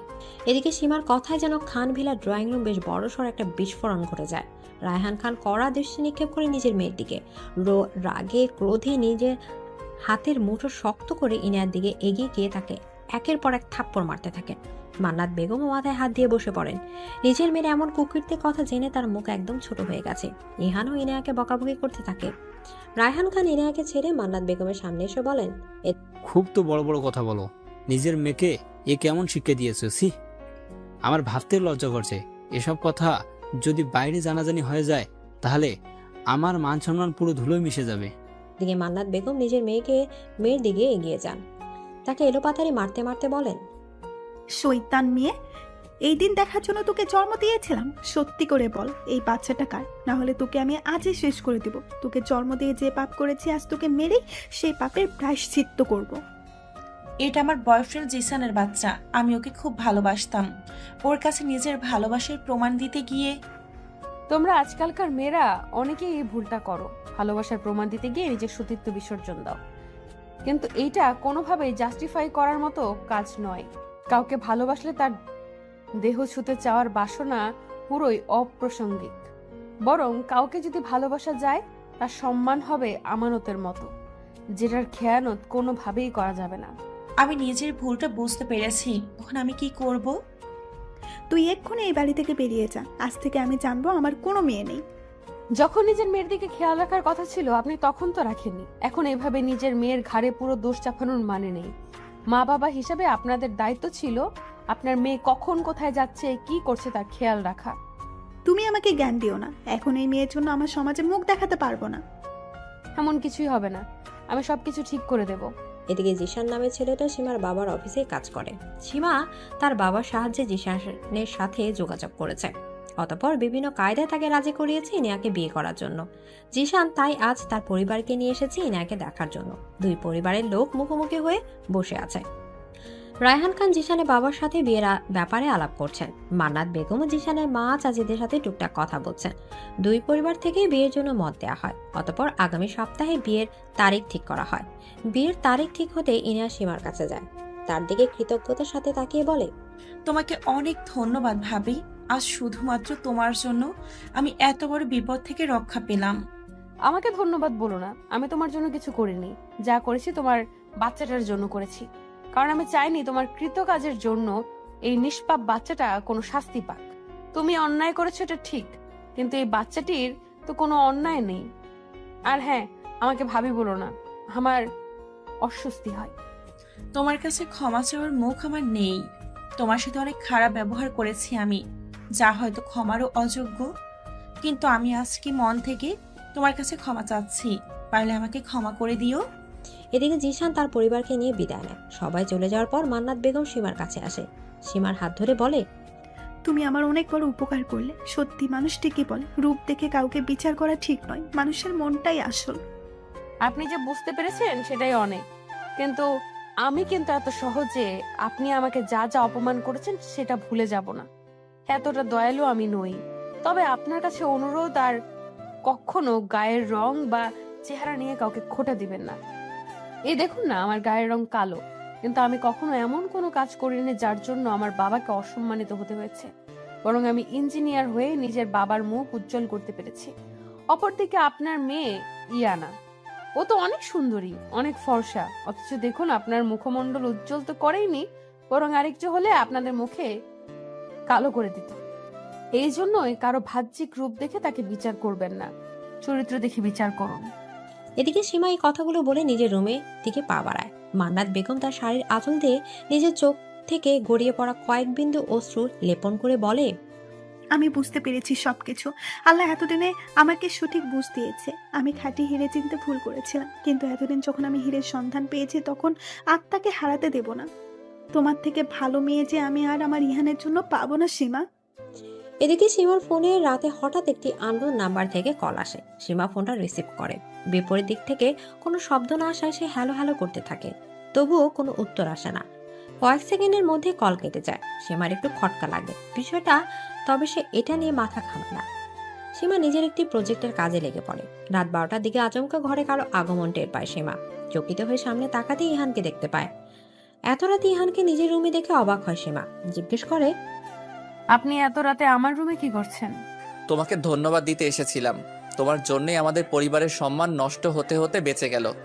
আমাকে ধন্যবাদ দিতে হবে না, আপনি বরং নিজের মানসিকতা বদলান, তাহলে আমি খুশি হব। আপনার সুন্দরী বোনের এমন কাণ্ড দেখে নিশ্চয়ই আপনি বুঝতে পেরেছেন যে সুন্দর হলেই কেউ ভালো হয় না, চরিত্র এবং মন সুন্দর হওয়াটাই বড় ব্যাপার। তুমি আমাদের উপকার করেছো তাই ধন্যবাদ দিতে এসেছি, তাই জন্য এটা ভেবে নিও না যে আমি তোমাকে বউ বলে মেনে নেব। সেটা আমি কখনো আশা করিনি, আর না এখন করি। আমি শুধু এইটুকুই আশা করব আপনি নিজের মানসিকতা বদলান। আর আপনি আমাকে মেনে নেওয়ার কে? আমি নিজেই আপনাকে স্বামী হিসেবে কখনো মানব না। আপনার মতো নিচু মানসিকতার মানুষকে আমি স্বামী হিসেবে চাই না। ইহান সীমার দিকে রাগে দৃষ্টি প্রেক্ষাপটে করে গটগট করে রুম থেকে চলে যায়। সীমা পুনরায় নিজের কাজে মনোযোগ দেয়। মান্নাত বেগম এতক্ষণ ধরে দরজায় দাঁড়িয়ে সব শুনছিলেন। তিনি তো ইহানকে পাঠিয়েছিলেন সীমার সাথে কথা বলার জন্য। ভেবেছিলেন তাদের মধ্যে সবকিছু ঠিকঠাক হয়ে যাবে, কিন্তু এখন তো দেখা যাচ্ছে হিতে বিপরীত হচ্ছে। এদিকে সীমা সকালে ঘুম থেকে উঠে নামাজ আদায় করে অতঃপর নিজের প্রজেক্টের কাজে লেগে পড়ে। মনোযোগ সহকারে সে নিজের কাজটা করছিল। এমন সময় মান্নাত বেগমের আগমন ঘটে তার রুমে। মান্নাত বেগম দরজার বাইরে দাঁড়িয়ে সীমাকে জিজ্ঞেস করেন, ভেতরে আসবো? হ্যাঁ আসুন, আপনাদেরই তো বাড়ি, আমি তো এখানে কয়েকদিনের অতিথি মাত্র। এভাবে বলো না, তোমার যতদিন ইচ্ছা এখানে থাকতে পারো। যাই হোক, আমার একটা কথা বলার ছিল। জি বলুন। তুমি এই রুমে কেন আছো? দেখো আইনত এখনো তো ইহানের সাথে তোমার ডিভোর্স হয়ে যায়নি, তাই তোমাদের তো উচিত একসাথে একই রুমে থাকা। এর ফলে সম্পর্কের উন্নতি হবে। আপনার ছেলের সাথে কোনো সম্পর্কের উন্নতি করার ইচ্ছা আমার নেই। তার মতো নিচু মানসিকতার লোকের সাথে আর যাই হোক সংসার করা যায় না। তুমি ভুল ভাবছো, আমার ছেলে এতটাও খারাপ নয়। একবার শুধু ইহানের জায়গায় নিজেকে বসিয়ে দেখো। তোমাকে যদি তোমার বাবা এভাবে মতের বিরুদ্ধে গিয়ে তোমার অপছন্দের কারোর সাথে বিয়ে দিত, তাহলে কি তুমি মেনে নিতে পারতে? এখানে কি ইহানের কোনো দোষ আছে? হ্যাঁ সত্যি, এখানে ইহানের কোনো দোষ নেই। আমি যদি দেখতে এমন কালো না হয়ে অপরূপ সুন্দরী হতাম, তাহলে মতের বিরুদ্ধে গিয়ে বিয়ে হলেও উনি ঠিকই আমায় বিয়ে করতেন এবং মেনে নিতেন। ওই যে কথায় কথায় সবাই বলে না, ফেস ডাজন্ট ম্যাটার, এটা একটা ভুয়া কথা। ফেস ম্যাটার করে। পৃথিবীর অধিকাংশ মানুষ এখনো সৌন্দর্যের পূজারী, বিশেষ করে মেয়েদের ক্ষেত্রে তো বটে। একটা পুরুষ মানুষ যেমনই হোক, তার নিজের জন্য সুন্দরী একটা বউ চাই। নিজের হাজার খুঁত থাকলেও নিজের স্ত্রী হিসেবে চায় ঐশ্বরিয়াকে। সেখানে আপনার ছেলে এত সুদর্শন দেখতে, সে তো নিজের জন্য সুন্দরী মেয়ে চাইবেই। তাই তো আমি আপনার ছেলের জীবন থেকে চলে যেতে চাইছি। মানুষের মন মানসিকতা তো বদলাতে পারে সীমা। তুমি পারবে না আমার ছেলেটাকে বদলাতে? আমি এর কোনো প্রয়োজন মনে করছি না। যে বোঝার সে নিজে থেকেই বোঝে, আর যে না বোঝার সে বুঝেও বোঝা যায় না। এদিকে মান্নাত বেগম বুঝতে পারে সীমার মনোভাব, তাই তিনি আর কথা না বাড়িয়ে দীর্ঘশ্বাস ফেলে সীমার রুম থেকে বেরিয়ে আসেন। সীমা নিজের একটি প্রজেক্টের কাজে একটি স্থান পরিদর্শনে এসেছেন। মূলত একটা পুরাতন ব্রিজ মেরামত করে নতুনভাবে তৈরি করার কাজ এসে পড়েছে সীমার কাঁধে। সীমা সেটা নিয়ে আলোচনা করছিল। এমন সময় কেউ একজন সীমার সামনে এসে দাঁড়ায়। তার পরনে জিন্স এবং স্কার্ট, মুখে মাস্ক এবং চোখে সানগ্লাস পরা। সীমা সে মেয়েটিকে ঠিক চিনতে পারে না, কিন্তু তার প্রতি গভীর টান অনুভব হয়। সীমা দলের একজন লোক মেয়েটির সাথে সীমার পরিচয় করিয়ে দিয়ে বলে, উনি আমাদের এই প্রজেক্টে যুক্ত হয়েছেন। উনি ব্রিটেনের একজন নামকরা ইঞ্জিনিয়ার। ওনার নাম। এদিকে পুরো কথা সম্পূর্ণ হওয়ার আগে সীমা ডাক পড়ে। সীমা অন্যদিকে চলে যায়। অন্য মেয়েটি সীমার দিকে তাকিয়ে থাকে অপলক। সীমা একটি জায়গায় দাঁড়িয়েছিল। আশপাশ থেকে বিভিন্ন ভারী মালামাল বহন করা হচ্ছিল। সীমা সবকিছু তদারকিও করছিল। আচমকা একটা ভারী ইট সীমার মাথার উপর পড়তে যাচ্ছিল। সে সময় কোথা থেকে যেন মাস্ক সানগ্লাস পরিহিত মেয়েটি দেবদূতের মতো হাজির হয়। সীমাকে অনেক বড় বিপদের হাত থেকে বাঁচিয়ে দেয় মেয়েটি। কয়েকজন মানুষ ছুটে আসে। মেয়েটি সীমাকে জিজ্ঞেস করে, আর ইউ ওকে? এদিকে সীমার কাছে মেয়েটির গলা খুব চেনা লাগছিল। শুধু তাই নয়, মেয়েটিকেও তার আপন আপন লাগছিল। কেন জানি মেয়েটির মুখ দেখার অদ্ভুত বাসনা জাগে সীমার মনে। সীমা মেয়েটির উদ্দেশ্যে বলে, I am fine, thanks for saving me. এদিকে মেয়েটি যেন নিশ্চিত হয়, অতঃপর চলে যায় নিজের মতো। সীমা সেই মেয়েটি যাওয়ার পানেই তাকিয়ে থাকে। সীমা বাড়িতে ফেরার পর দেখা দেয় নতুন সমস্যা। মান্নাত বেগম ইহানকে বলে সীমাকে নিয়ে ইনায়ের বিয়ের শপিং করতে যেতে। সীমা ও ইহান কেউই রাজি হয় না একসাথে যাওয়ার জন্য, কিন্তু মান্নাত বেগম জেদ ধরে বসেন থাকেন যে তাদেরকে একসাথে শপিং করতে যেতেই হবে। অগত্যা তার জেদের কাছে হার মেনে ইহান রাজি হয়। সীমাও ভদ্রতার খাতিরে রাজি হয়। সীমা, ইহান ও ইনায় একসাথে শপিং করতে বেরিয়ে যায়। গাড়িতে ওঠার সময়ও বিপত্তি বাধে। সীমা ইনায়ের সাথে গাড়ির পেছনে সিটে বসে। ইনায়কে মান্নাত বেগম বলে দিয়েছে যে করে হোক সীমা ও ইহান যাতে পুরো রাস্তা একসাথে বসে যায়। সেই কারণে ইনায় সীমাকে বলে, ভাবি, আমার এভাবে যেতে প্রবলেম হচ্ছে, তুমি একটু সামনে যাবে প্লিজ? কি প্রবলেম? শ্বাস নিতে সমস্যা। এদিকে সীমা একবার ইহানের দিকে তাকায়। ইহান সামনে আসার সংকেত দিতেই সামনে এগিয়ে বসে সীমা। ইহান গাড়ি চালাতে শুরু করেন। শপিং মলে পৌঁছে সবার শপিং এ মনোযোগ দেয়। মূলত ইনায়ার বিয়ের জন্য শপিং এ আসার কারণে সবাই সেদিকটাই দেখছিল। এদিকে ইনায়া মনে করে মান্নাত বেগম তাকে কি বলেছিল। তিনি বলেছিলেন, শোনি আনা, তুই একটা ব্যাপার ভালোভাবে খেয়াল রাখবি, সীমা ও ইহান যেন একসাথে বেশি বেশি সময় কাটায়, এতে ওদের সম্প্রতি স্বাভাবিক হবে। এদিকে মায়ের আদেশ মতো কাজ করতে থাকে ইনায়া। তাই সে এক পর্যায়ে ইহানের কাছে গিয়ে চুপি চুপি বলেন, ভাইয়া তুমি তো শুধু আমার জন্য লেহেঙ্গা দেখছো, ভাবির জন্য কিছু একটা কেনো। সে তো এসেছে আমাদের সাথে, তাকেও তো কিছু কিনে নিয়ে দেওয়া উচিত। এদিকে ইহানের কাছে ইনায়ার কথাটা যুক্তিযুক্ত লাগে। সত্যি তো, সীমা যখন তাদের সাথে এসেছে তখন সীমাকে কিছু কিনে দেওয়া দরকার। ইহান পুরো শপিং মল ঘুরে খুব সুন্দর একটা পিঙ্ক কালারের শাড়ি পছন্দ করে সীমার জন্য। সীমা একজন সেলসম্যানকে বলে শাড়িটা প্যাক করে নেয়। কেনাকাটা শেষ হলে তারা শপিং মল থেকে বেরিয়ে আসে। অতঃপর শপিং মলের বাইরে এসে ইহান সীমার হাতে শাড়িটা তুলে দেয়। সীমা তো বিশাল অবাক হয়ে যায় ইহানের এই কাণ্ডে। জিজ্ঞেস করে, কি এটা? শাড়ি আপনার জন্য, দেখুন তো পছন্দ হয় কিনা। এদিকে সীমার অবাক হওয়ার মাত্রা বৃদ্ধি পায়। শাড়িটা বের করে দেখে সত্যি অনেক সুন্দর। ইহানকে ধন্যবাদ জানিয়ে বলে, শাড়িটা আমার পছন্দ হয়েছে, থ্যাংক ইউ। এদিকে ইহানের গাড়িটা শপিং মলের বিপরীত দিকে একটি পার্কিং লটে পার্ক করা ছিল। ইহান গাড়িটা আনার জন্য রাস্তা পারাপার হতে যাচ্ছিল। এমন সময় একটি গাড়ি দ্রুত বেগে তার দিকে যাচ্ছিল। সীমার নজরে আসে ব্যাপারটা। সীমা আর কালক্ষেপণ না করে ছুটে যায় ইহানকে বাঁচানোর জন্য। ইহানকে ধাক্কা দিয়ে গাড়ির সামনে থেকে সরিয়ে দেয়। সীমা গাড়ির সামনে পড়ে যায়। মুহূর্তে রক্তাক্ত হয়ে রাস্তায় লুটিয়ে পড়ে সে। এদিকে সীমা রাস্তায় লুটিয়ে পড়ার পর ইহান কিছু সময়ের জন্য বাকরুদ্ধ হয়ে যায়। অতঃপর ব্যাপারটা বুঝতে পারা মাত্র চিৎকার দিয়ে এগিয়ে আসে সীমার দিকে। ইতিমধ্যে রাস্তায় অনেকেই জমা হয়ে গেছে। ইনায়া ও সীমা এই অবস্থায় দেখে ভীত হয়ে গেছে। ইহান আর সময় নষ্ট না করে দ্রুত সীমাকে কোলে তুলে নেয়। নিজের গাড়িতে করে সীমাকে নিয়ে হাসপাতালের উদ্দেশ্যে রওনা দেয়। ইনায়াও যায় তার সাথে। হাসপাতালে পৌঁছে গাড়ি থামিয়ে ইহান হন্তদন্ত হয়ে সীমাকে নিয়ে ছুটে ভেতরে যায়। সীমাকে জরুরি বিভাগে ভর্তি করানো হয়। সীমার অবস্থার কথা ইনায়া ফোন করে বাড়িতে জানায়। মান্নাত বেগম, রায়হান খান কিছু সময়ের ব্যবধানে হাসপাতালে চলে আসে। সীমা কোথায়? ওর অবস্থা এখন কেমন? অবস্থা বেশি ভালো না, ভাবির অনেক ব্লাড লস হয়েছে, ডক্টর বলেছে লাইফ রিস্ক আছে। অ্যাক্সিডেন্ট হলো কিভাবে? ভাইয়া পার্কিং লট থেকে গাড়ি আনার জন্য যাচ্ছিল। এমন সময় একটা গাড়ি ভাইয়ের দিকে এগিয়ে আসছিল।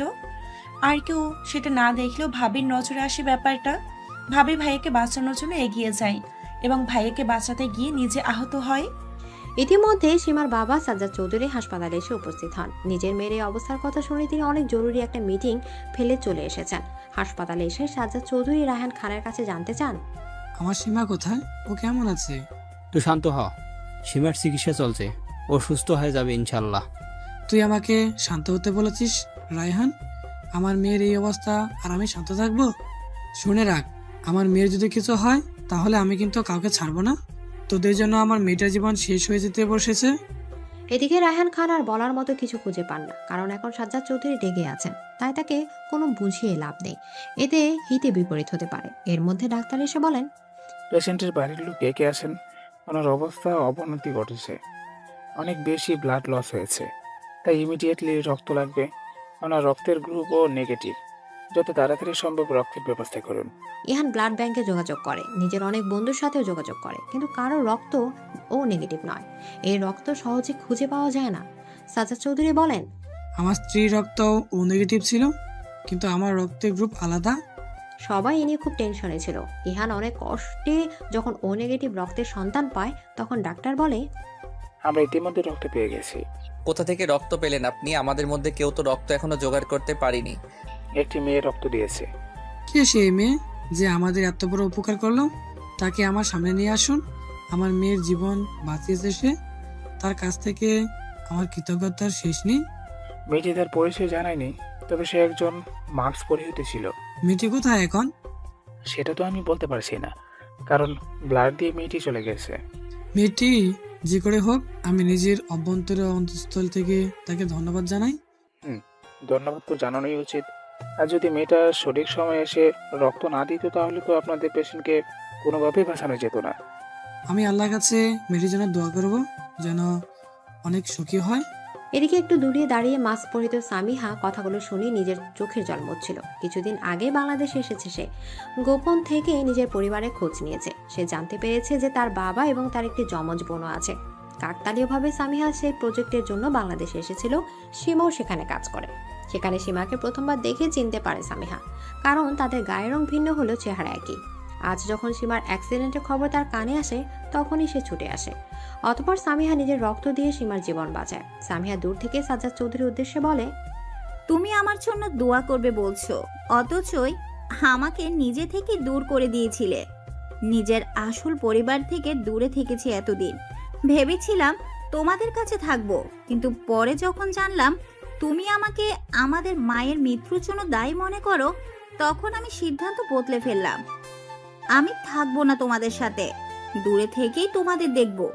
এদিকে সামিহা চলে যায় সেখান থেকে নিজের গন্তব্যের দিকে। দীর্ঘ একদিন পর সীমার জ্ঞান ফিরে, তবে সে অনেক বেশি দুর্বল ছিল। ডাক্তার বলে দিয়েছে আশঙ্কামুক্ত হলেও সীমা সুস্থ হতে অনেক বেশি সময় লাগবে। সীমা সুস্থ হওয়ার কথা শুনে এক এক করে সবাই এসে তার সাথে দেখা করে গেছে। আসেনি শুধু ইহান। সীমা ভেবে পায় না ইহানের না আসার কারণ কি। এসব ভেবে দীর্ঘ শ্বাস ফেলে সীমা। অন্যদিকে ইহানের ভাবনা ভিন্ন। সে লজ্জায় সীমার সামনে যেতে পারছিল না। মেয়েটাকে তো কম অপমান করেনি ইহান, অথচ সেই সীমা ইহানের জন্য নিজের জীবন বাজি রেখেছিল। মান্নাত বেগম ইহানের কাছে এসে তাকে সীমার কাছে যেতে বলে। ইহান তখন বলে, আমি পারবো না, সীমার সামনে যেতে পারবো না, আমার গিল্টি ফিল হচ্ছে। মান্নাত বেগম ইহানের কোনো কথা শুনলেন না। তিনি এক প্রকার জোর করে ইহানকে সীমার কেবিনে পাঠিয়ে দেন। অবশেষে ইহানকে নিজের কেবিনে আসতে দেখে সীমার সকল ভাবনার রীতি ঘটে। ঠিক আছো তো তুমি? আলহামদুলিল্লাহ, বেঁচে আছি। তোমাকে যে কি বলে ধন্যবাদ জানাবো সেটা আমার জানা নেই। শুধুমাত্র আমাকে বাঁচানোর জন্য তুমি নিজের লাইফ রিস্কে ফেলেছিলে। তোমার কাছে আমি চিরকাল গ্রেটফুল থাকবো। এই উপকারের বিনিময়ে কিন্তু আপনাকে জোরপূর্বক নিজের ইচ্ছার বিরুদ্ধে গিয়ে আমি মেনে নিতে হবে না। আমি জানি আপনি কখনো মন থেকে আমায় মানবেন না। সত্যি বলতে আমি কখনো সেটা আশাও করিনি। বাই দ্য ওয়ে, অনেক রাত হয়েছে। আপনি আপনার পরিবারের সদস্যদের নিয়ে নিজের বাড়িতে ফিরে যান। আজ থেকে আমি চিরকালের মতো আপনাকে মুক্তি দিলাম। আমি আর আপনাদের বাড়িতে ফিরবো না। এখান থেকে সরাসরি আব্বুর সাথে আমাদের বাড়িতে ফিরবো। ইহানের বুকটা কেন জানি না ছ্যাত করে ওঠে সীমার কথা শুনে। এতদিন তো সে এটাই চাইছিল, কিন্তু এখন সীমা তার থেকে দূরে যাবে এ কথাটা শুনে তার কেন জানে কষ্ট হচ্ছে। হৃদয়ে দোলা দিয়ে যাচ্ছে কথাটা। এদিকে সীমা সুস্থ হওয়ার পর তার নিজের বাড়িতে এসেছেন। রায়হান খান, মান্নাত বেগম, ইনায়া তাকে অনেক অনুরোধ করেছিল ওই বাড়িতে যাওয়ার জন্য, কিন্তু সীমা তাদের অনুরোধ রাখতে পারেনি। নিজের মতো করে চলে এসেছে এই বাড়িতে। বর্তমানে বেলকনিতে বসে আকাশের দিকে তাকিয়ে আছে সীমা। গরম কফির কাপে চুমুক দিয়ে ইহানের কথা ভাবছে। সবাই তাকে ওই বাড়িতে ফিরে যেতে বললেও ইহান একবারও তাকে বলেনি। হয়তো সে চায় না সীমা আর ওই বাড়িতে ফিরুক। এসব ভেবে দীর্ঘশ্বাস ফেলে সীমা। নিজেই নিজেকে বলে, ইহান তো কখনো আমাকে চাইনি। তার তো নিজের জন্য একটা ডানা কাটা পরিচয় থাক না। আমি আর তার কথা ভাববো না। আল্লাহ যেন ইহানের ইচ্ছাটাই পূরণ করে, তাকে তার মনের মতো মেয়ের সাথেই যেন মিলিয়ে দেয়। এদিকে ইহানের অবস্থা অনেকটা সীমার মতো। সেও নিজের রুমে শুয়ে শুয়ে সীমার কথা ভাবছে। শুরু থেকে সীমার সাথে করা সব অন্যায় অপমানের কথা, অথচ এত কিছু করার পরও সীমা তার জন্য নিজের জীবন বাঁচিয়ে রেখেছিল। ইহান ভাবে সে সীমার যোগ্য নয়, সীমাকে কষ্ট ছাড়া আর কিছুই দিতে পারেনি। কিন্তু তবুও সীমার অনুপস্থিতি তার গুরুত্ব বুঝতে পারছে। আসলে কোনো কিছু আমাদের সাথে থাকলে আমরা তার গুরুত্ব বুঝতে পারি না। যতই সে দূরে চলে যাক তখনই তার গুরুত্ব বুঝতে পারি। ইহানের সাথেও সেটাই হচ্ছে। যখন সীমা তার কাছে ছিল তখন সীমাকে বুঝতে পারেনি কিংবা বুঝতে চায়নি, তাকে অবজ্ঞা করে গেছে। এখন যখন সীমা তার কাছে নেই তখন সীমার কথা ভাবছে। সীমার স্মৃতিগুলো তাকে অনেক বেশি ভাবাচ্ছে, কষ্ট দিচ্ছে প্রচুর। ইহান নিজের বুকের বাঁ পাশে হাত রেখে বলে, কেন এত ভাবছি আমি সীমার কথা? তাকে নিয়ে ভাবনা তো আমার হৃদয়ে আসার কথা না। কেন এত কষ্ট হচ্ছে আমার? তাহলে কি? হ্যাঁ, তুই ঠিকই ভেবেছিস। তোর হৃদয় জুড়ে সীমা রয়েছে, তাই তোর এত কষ্ট হচ্ছে সীমার জন্য। নিজের হৃদয়ের কথা তুই বোঝার চেষ্টা কর। তোর মন কি চাই সেটা বোঝ ইহান। এখনো সময় আছে, তোদের ডিভোর্স হয়নি এখনো। তাই সময় থাকতে মেয়েটাকে ফিরিয়ে আন, না হলে পরে আজীবন পস্তাতে হবে তোকে। মিলিয়ে নিস আমার কথা। এমন কিছুই নয় আম্মু, তুমি ভুল ভাবছো। আমি সীমাকে ভালোবাসি না। আমি তোর মা, তোকে 10 মাস পেটে ধরেছি, তাই আমি জানি তোর মনোভাব। এদিকে সীমা নিজের বাড়ির ড্রয়িং রুমে বসে আছে। তার সামনে তার বাবা বসে নিউজ পেপার পড়ছে। সীমা আচমকা তার বাবা সাজ্জাদ চৌধুরীর উদ্দেশ্যে বলে ওঠে, তুমি কি মনে করো আব্বু একটা সদ্যজাত শিশু তার মায়ের মৃত্যুর কারণ হতে পারে? এই প্রশ্নের কোনো উত্তর আমার কাছে নেই। কিছু কিছু প্রশ্নের কাছে বিবেক হেরে যায় এবং আবেগ জিতে যায়। আবেগকে তো জিততে দিলে চলবে না আব্বু, বিবেক দিয়ে ভাবতে শেখো। আম্মুর মৃত্যুর জন্য তুমি আমার যমজ বোনকে দায় দিতে পারো না। আমিও তো আমার মায়ের গর্ভে ছিলাম, তাই না? তোমার যুক্তি মতে যদি আমার বোন আম্মুর মৃত্যুর জন্য দায়ী হয়ে থাকে, তাহলে আমিও তো সমানভাবেই দায়ী। তাহলে আমাকে নিজে এত আদর করে বড় করলে কেন? আর আমার বোন কোথায় আছে, কেমন আছে, তার কোনো খোঁজ পর্যন্ত নিলে না। এটা তোমার অন্যায় আব্বু। তোমাকে বুঝতে হবে আমরা দুজনেই তোমার সন্তান। আজ যদি আম্মু বেঁচে থাকতো তাহলে কি করতে তুমি? আচ্ছা, আম্মুর সামনে কি কখনো তুমি দাঁড়াতে পারবে? আম্মু যদি পরকালে তোমায় জিজ্ঞেস করে তার এক মেয়ের প্রতি তুমি কেন এত অবহেলা করলে, তখন তুমি কি জবাব দিবে? উত্তর দাও আব্বু। তোর শরীর খারাপ, তুই বিশ্রাম নে। আর কতদিন এইভাবে তুমি পালিয়ে বেড়াবে বাবা? এবার সময় হয়ে গেছে তোমার সাথে তার মুখোমুখি হওয়ার। আমাকে এড়িয়ে যেতে পারলেও সে যখন তোমাকে প্রশ্ন করবে তখন তুমি কিভাবে তাকে এড়িয়ে যাবে সেটা দেখবো। এদিকে সামিয়া প্রবেশ করলো চৌধুরীর বাড়িতে। এই বাড়িতে প্রবেশ করা মাত্রই আপন আপন অনুভূতি হতে লাগলো। এটাই যে তার নিজের বাড়ি, যেখানে তার বাবা আর বোন রয়েছে। সামিহা ড্রয়িং রুমে উপস্থিত হতেই সীমার সম্মুখীন হয়। সীমাও সামিহাকে দেখতে পায়। দুই বোন একে অপরকে দেখে চিনতে পারে। আবেগ আপ্লুত হয়ে জড়িয়ে ধরে একে অপরকে। সীমা সামিয়াকে জড়িয়ে ধরে বলল, ধন্যবাদ বোন, তুই আমাকে একবার না দুইবার বাঁচিয়েছিস। কি ভেবেছিলি এইভাবে লুকিয়েই থাকবে সব সময় আর আমি তোর খোঁজ পাবো না? ভুল ভেবেছিস তুই। প্রথমবার তোকে দেখে আমি তোর প্রতি একটা টান অনুভব করি। পরে যখন ডাক্তারের কাছে যে আমার রক্ত দিয়েছে তার বর্ণনা শুনি, তখনই শিওর হয়ে যায় যে তুই সেই মেয়ে, আর তোর সাথে নিশ্চয়ই আমার কোনো সম্পর্ক আছে। পরে আমাদের প্রজেক্ট হেডের সাথে যোগাযোগ করে তোর নাম, পরিচয় এবং ছবি দেখে বুঝতে পারি তুই আমার সেই যমজ বোন, যার সম্পর্কে এতদিন আমি অবগত ছিলাম না। আমিও এতদিন তোমাদের ব্যাপারে কিছুই জানতাম না। নিজেকে আমি মামা মামির সন্তান ভাবতাম। কিছুদিন আগে আমি সব সত্য জানতে পারি, তারপরে দেশে আসার সিদ্ধান্ত নেই। দেশে এসে এভাবে লুকিয়ে বেড়াচ্ছিলি কেন রে? আজ যদি আমি তোকে ফোন করে না ডাকতাম তাহলে তো তুই আসতিই না। আমি ভয়ে ছিলাম যে তোরা যদি আমার আবার দূরে ঠেলে দিস। এত বছর পর যখন তোকে ফিরে পেয়েছি তখন আর তোকে দূরে ঠেলে দেব না। আব্বু তোকে মেয়ে বলে মেনে নিবে, দেখিনিস। এমন সময় ড্রয়িং রুমে সাজ্জাদ চৌধুরীর আগমন ঘটে। সীমা ও সামিয়াকে একসাথে দেখে তিনি হতবাক হয়ে যান। ইহান অফিস থেকে বাড়িতে ফিরে দেখতে পায় বাড়িতে অনেক সাজসজ্জা চলছে। ইহান তার মা মান্নাত বেগমের কাছে জানতে চায়, বাড়িতে কি কোনো অনুষ্ঠান আছে? কেন ভুলে গেলি তোর বোনের বিয়ের কথা? ও হ্যাঁ, আরেকটা কথা, ইনানার সাথে এবার তোরও বিয়ে দিয়ে দিব। আমার বিয়ে মানে এসব তুমি কি বলছো আম্মু? ঠিকই বলছি। দেখ, তুই তো সীমাকে পছন্দ করিস না, আর সীমাও এই বাড়ি ছেড়ে চলে গেছে। তাই আমি ভাবলাম এবার তোর বিয়েতেই। নেহার মার সাথে কথা বলেছি, তাদের কোনো প্রবলেম নেই, তাই বিয়েটা হয়ে যাক। কাল ইনায়া ও জিসানের সাথে তোর এবং নেহারও বিয়ে হবে। আমি বিয়ে করতে পারবো না। কেন পারবি না? তুই তো সীমাকে বই হিসাবে মানিস না, তাহলে বিয়েটা করে নিতে তোর প্রবলেম কোথায়? আমার আর সীমার তো এখনো ডিভোর্স হয়নি, তাহলে আমি দ্বিতীয় বিয়ে কিভাবে করব? এই নিয়ে কোনো চিন্তা করিস না। আমি সীমাকে বলবো ও দ্বিতীয় বিয়েতে অনুমতি পত্রে সই করে দিবে, তাহলে তো আর কোনো অসুবিধা হবে না। এভাবে হয় না আম্মু, আমি বিয়ে করতে পারবো না। কেন পারবি না? তাহলে কি তুই সীমাকে ভালোবাসিস?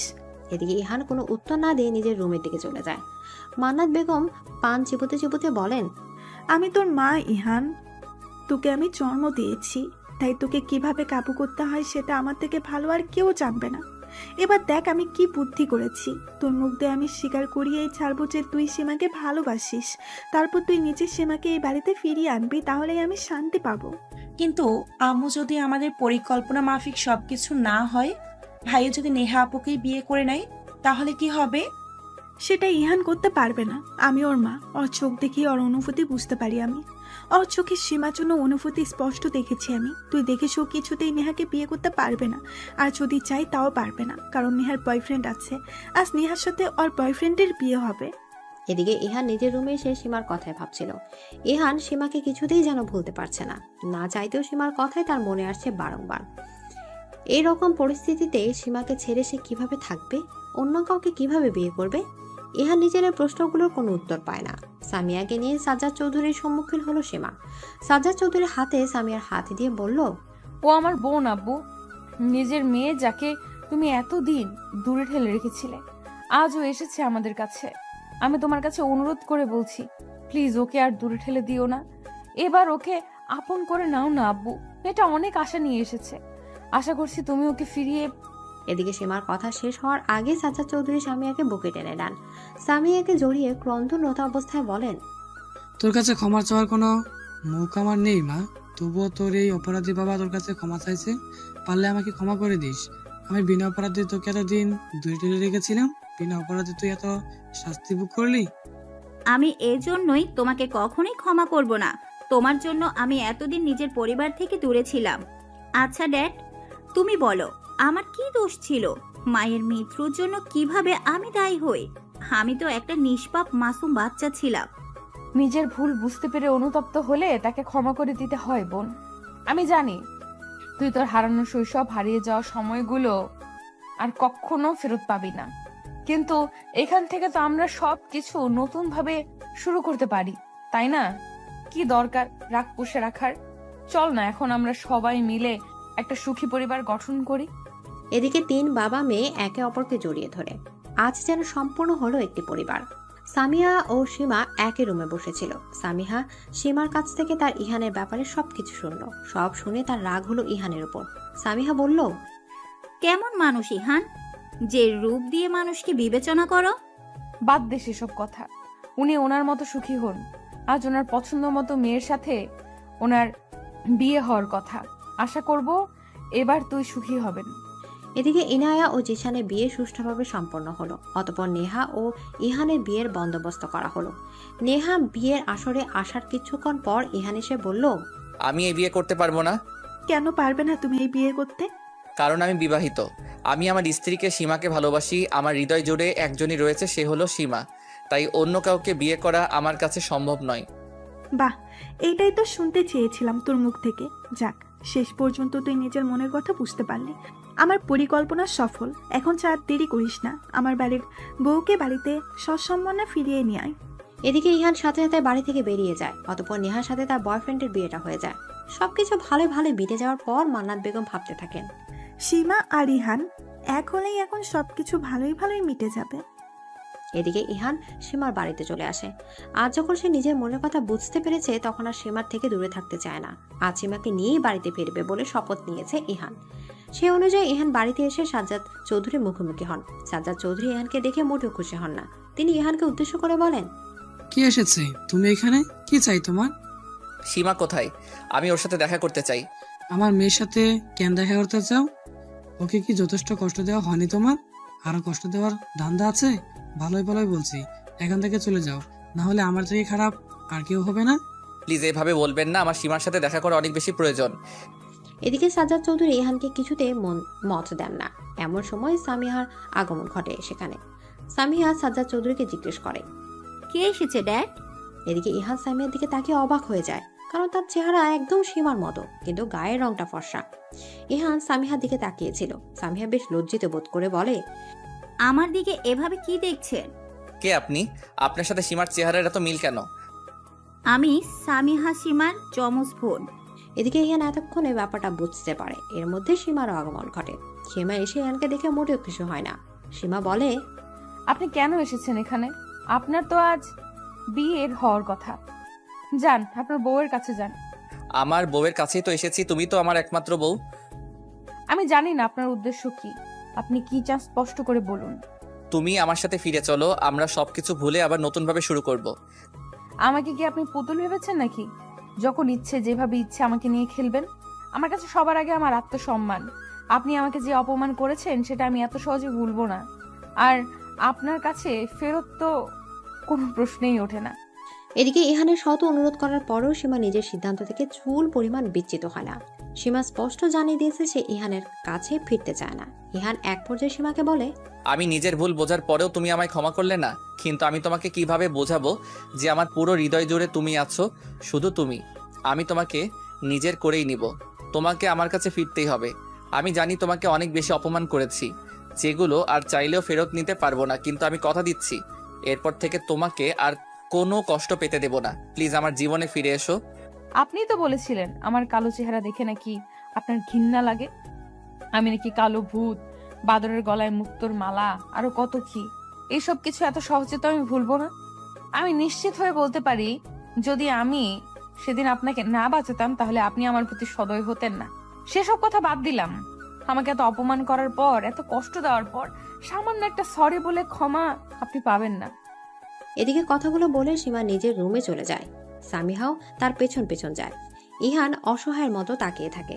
সাজ্জাদ চৌধুরী ইহানের উদ্দেশ্যে বলেন, তুমি আমার মেয়ের থেকেই দূরে থেকো, সেটাই তোমার জন্য ভালো হবে। আমার মেয়ে যখন আর নিজেকে তোমার সাথে জড়াতে চায় না, তখন আমিও তার মতামতকে গুরুত্ব দিব। তুমি যথেষ্ট বোঝার ছেলে, আশা করি এই বিষয়ে তোমাকে আর কিছু বলা বা বোঝানোর দরকার নেই। আমি ভালোবাসি সীমাকে, তাই যে কোনো মূল্যে ওকে আমি নিজের কাছে ফিরিয়ে আনবই। আমার মেয়ে না চাইলেও কি তুমি নিজের কাছে নিয়ে যেতে পারবে না? আপনার ধারণা ভুল। আমি আইনত এখনো সীমার স্বামী, তাই সীমার উপর সম্পূর্ণ রাইট আমার আছে, কিন্তু আমি ওর উপর কোনো জোরাজোরি করব না। আমি জানি একদিন ও নিজে থেকে আমার কাছে আসবে, এটা আমি হলফ করে বলতে পারি। সেদিন আপনিও নিশ্চয়ই রাজি হবেন। এদিকে ইহান সীমার বাড়ি থেকে বেরিয়ে যায়। এখন সে ভাবতে থাকে কিভাবে সীমাকে ফিরিয়ে আনবে। রাতে চৌধুরী বাড়িতে সবাই একসাথে বসে ডিনার করছিল। সামিহা সবাইকে কিছু একটা বলতে চাইছিল, কিন্তু সাহস পাচ্ছিল না। সীমা সামিহার মনোভাব বুঝতে পেরে বলে, তুই কি আমাদের কিছু বলতে চাস? তোকে কিরকম যেন লাগছে। আজ আসলে এখানে একজনের আসার কথা। কে আসবে? আমি। এদিকে সবাই কণ্ঠস্বর অধিকারী ব্যক্তির দিকে তাকায়। ব্রাউন কালার চুল, সাদা ধবধবে চেহারার এক যুবককে দেখে সাজ্জাদ চৌধুরী সীমা দুজনে চমকে যায়। সামিহা প্রফুল্ল চিত্তে তাকালেও তার চোখে মুখে ভয়ের ছাপও স্পষ্ট ছিল। Hello everyone, my name is Burak Hasan. এই ছেলেটা কে? তুই চিনিস নাকি? ও আমার বয়ফ্রেন্ড। ছেলেটাকে তো বিদেশি মনে হচ্ছে। বাংলা বুঝছে কিভাবে? ওর মা একজন ব্রিটিশ, কিন্তু বাবা বাংলাদেশি। আমাদের অনেক বছরের রিলেশন। বিদেশে আমাদের সম্পর্কের কথা সবাই জানে। আমাদের এঙ্গেজমেন্টও হয়ে গেছে, বাট তখন তো আর আমি আমার আসল ফ্যামিলি সম্পর্কে জানতাম না। এখন যখন জেনে গেছি, তখন তোমরা যদি রাজি থাকো তাহলে আমরা বিয়ে করব। তুমি যখন রাজি, তখন আমার আর কিসের মতামত? এমনিও আমি বাবা হিসেবে কোনো দায়িত্ব পালন করতে পারিনি, তাই এখন তোমার জীবনের এত গুরুত্বপূর্ণ সিদ্ধান্তে নিজের মতামত কিভাবে দেই? তুমি না বললেও এই বিয়ে করব না ড্যাড। হোয়াট? তোমার জন্য আমি এত দূর এলাম and you say you can't marry me? It's not fair. এদিকে সামিহা উঠে এসে বুরাকের মাথায় গাঁটটি দিয়ে বলে, তুমি কম কথা বলো। আমার ড্যাড যা বলবে তাই হবে। Please my dear future father in law, আপনি এই বিয়েতে নিজের মত দিন। আমি চাই এই বিয়েটা হোক। এদিকে সাজ্জাদ চৌধুরীর কথায় সবাই খুশিতে মেতে ওঠে। এদিকে সময় কারোর জন্য অপেক্ষা করে না। দেখতে দেখতে অতিবাহিত হয়ে গেছে 2টি মাস। আর মাত্র একদিন পরে সামিহা ও বুরাকের বিয়ে। বিয়ের প্রায় সব আয়োজন সমাপ্ত। এখন শুধু বিয়ে হওয়াটাই বাকি আছে। আজ শেষবারের মতো রাতে একসাথে শুয়ে আছে সীমা ও সামিহা। সামিহা ও সীমা বিভিন্ন বিষয় নিয়ে আলোচনা করছিল। এক পর্যায়ে সামিহা হঠাৎ বলে ওঠে, তুমি ইহানের ব্যাপারে কিছু ভেবেছিস? এই ব্যাপারে আর ভাবার মতো কিছু নেই। যা ভাবার আমার ভাবা হয়ে গেছে। ছেলেটাকে কি একটা সুযোগ দেওয়া যায় না? এই 2 মাসে তো কম চেষ্টা করেনি সে তোকে নিজের কাছে ফিরিয়ে পাবার। তুই বারবার ওকে ফিরিয়ে দিয়েছিস, তবুও সে নিজের মান সম্মানের তোয়াক্কা না করে তোর কাছে এসেছে। তোর তো উচিত একটু হলেও বলে যাওয়া। আমার মনে যে ক্ষত তৈরি হয়েছে তার উপশম এইভাবে সম্ভব নয়। আচ্ছা, যখন আমি আব্বুর উপর রাগ করেছিলাম, তখন তুই তো বলেছিলি কেউ তার ভুল বুঝে যদি আমাদের ক্ষমা চায়, তাহলে তাকে ক্ষমা করে দেওয়া উচিত। তাহলে আব্বু আমার সাথে যা করেছিল সেটা নিশ্চয়ই ইহানের থেকে বড় নয়। আব্বু আমাকে নিজের থেকে দূরে রেখেছিল, নিজের পরিবার থেকেও। তবুও আমি যখন তাকে এক কথায় ক্ষমা করে দিতে পেরেছি, তাহলে তুই কেন পারবি না? বলতে পারিস ইহান তো সেই তুলনায় তোর সাথে খারাপ কিছু করেনি। হ্যাঁ, তোর গায়ের রং নিয়ে অনেক কথা শুনিয়েছে, কিন্তু একবার তুই ইহানের জায়গায় নিজেকে বসিয়ে দেখ। সবাই তো নিজের জীবন সম্পর্কে একটা প্রত্যাশা আছে, তারও নিশ্চয় ছিল। সেখানে তার বাবা হুট করে এভাবে বিয়ে দিয়ে দিল, তাহলে তার একটু রাগ করাই স্বাভাবিক। তাই সে প্রথম একটু রাগ করেছিল, কিন্তু যখন নিজের ভুল বুঝতে পারলো, সে তো এখন তোকে ভালোবাসে। আর জীবনে ভালোবাসার গুরুত্ব অনেক বেশি। সত্যিকারে ভালোবাসার মানুষ খুঁজে পাওয়া কিন্তু সহজ না। তাই বলছি, এখনো সময় আছে। তোদের যেহেতু এখনো ডিভোর্স হয়নি, তাই সম্পর্কটাকে একটা সুযোগ দিতে পারিস তুই। সবকিছু শেষ হওয়ার আগে সব ঠিক করে নে, না হলে পরে কিন্তু তোকেই পস্তাতে হবে। এদিকে সীমা সামিহার বলা কথাগুলোই ভাবতে পারে। অতঃপর সে একটা সিদ্ধান্তে পৌঁছায়। চৌধুরী বাড়িতে আজ আলোকসজ্জায় ভরপুর। এই বাড়ির মেয়ে সামিহার বিয়ে আজ। এই উপলক্ষে অনেক বড় আয়োজন করা হয়েছে। পার্লার থেকে লোক এসেছে সামিহাকে সাজানোর জন্য। হিমা সামিহার পাশে বসে আছে। সামিহাকে সাজানো শেষ হলে সীমা বলে ওঠে, বাহ, কি সুন্দর লাগছে আমার বোনটাকে, কারো নজর না লাগুক। আমার উপর কারো নজর লাগবে না। এখন তুই একটা কাজ কর, তুইও সেজে নে। আমি সেজে কি করব? তোর বিয়ে যেহেতু, তাই তোরে সাজা উচিত। আর এমনিতেও আমি তোর মতো সুন্দরী নই যে সাজলে আমাকে ভালো লাগবে।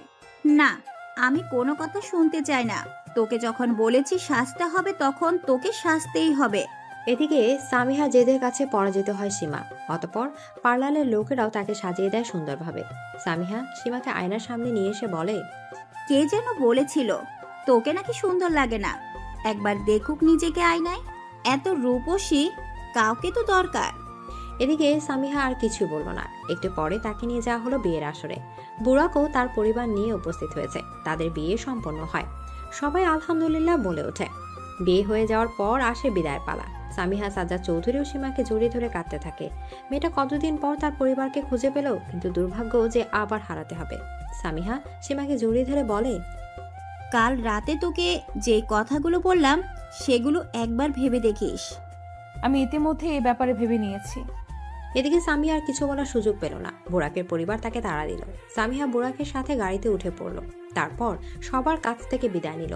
রওনা দিল নতুন গন্তব্যে।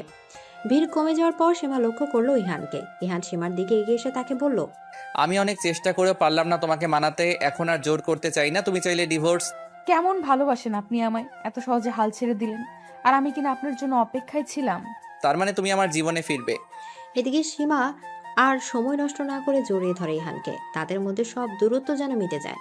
সীমাকে সাথে নিয়ে নিজের বাড়িতে ফিরল ইহান। সীমাকে ফিরতে দেখে রায়হান খান, মান্নাত বেগম দুজনেই খুব খুশি হন। মান্নাত বেগম তো সীমাকে জড়িয়ে ধরে বললেন, এই দিনের অপেক্ষাতেই তো ছিলাম, অবশেষে তুমি ফিরলে। আমার সংসারটা আবার পূর্ণ হলো। রাতের ডিনার করে তারপর শুতে যেও। এদিকে সীমা মান্নাত বেগমের কথা মতো ডিনার করতে বসে। ইহানও বসে যায় তার সাথে খেতে। খাওয়া দাওয়া শেষ করে অতঃপর সীমা ও ইহান দুজনেই নিজেদের রুমে চলে যায়। ইহান রুমে প্রবেশ করা মাত্র সীমাকে বলে, তোমাকে আমাদের রুমে পুনরায় সুস্বাগতম। এর আগে এই রুমে তোমাকে স্ত্রীর মর্যাদা দেইনি, কিন্তু এবার পূর্ণ মর্যাদার সাথে তোমাকে নিয়ে এলাম। এদিকে ইহানের কথা শুনে সীমা অনেক বেশি খুশি হয়ে যায়। তবে ভেতরে তার জন্য যে আরো বড় সারপ্রাইজ অপেক্ষা করছিল সেটা সে জানতেই পারেনি। বিছানার দিকে তাকাতেই সীমা দেখতে পায় ফুল দিয়ে সজ্জিত। ইহান বলে, আমাদের বাসরটাও তো এখনো হয়নি, তাই আজ না হয়। এদিকে ইহান পুরো কথা সম্পন্ন করতে পারে না। তার আগে সীমার মুখ লজ্জায় লাল হয়ে যায়। ইহান সীমার লাজুক মুখ দেখে মুচকি হেসে বলে, এত লজ্জা পেও না প্রিয়তমা, আজ আমাদের মিলনের সময় ঘনিয়ে আসছে। এদিকে ইহান সীমার কাছে আসতে থাকে। সীমা বিছানায় গিয়ে চুপটি করে বসে। ইহান ও সীমার ঘনিষ্ঠতা ধীরে ধীরে বাড়তে থাকে। আজকের রাত সাক্ষী হয় তাদের দুজনের ভালোবাসা। সকালে ঘুম থেকে ওঠা মাত্র সীমা নিজেকে ইহানের কাছে অনেক কাছাকাছি আবিষ্কার করে। ইহানের ঘুম ভেঙে গেলে সে দেখতে পায় সীমা তার দিকে তাকিয়ে আছে। ইহান সীমাকে বলে, তোমার স্থান আমার বুকে রয়েছে। জানো, আগে আমার কাছে সৌন্দর্যের সংজ্ঞা ছিল যে ফর্সা হলেই সুন্দর, কিন্তু তোমাকে ভালোবাসার পর আমি বুঝতে পেরেছি আসল সৌন্দর্যকে মানুষের মনে রয়েছে, কারণ ভালোবাসা যে হৃদয় গঠিত ব্যাপার। আর আজ দেখো, আমার হৃদয় জুড়ে তুমি।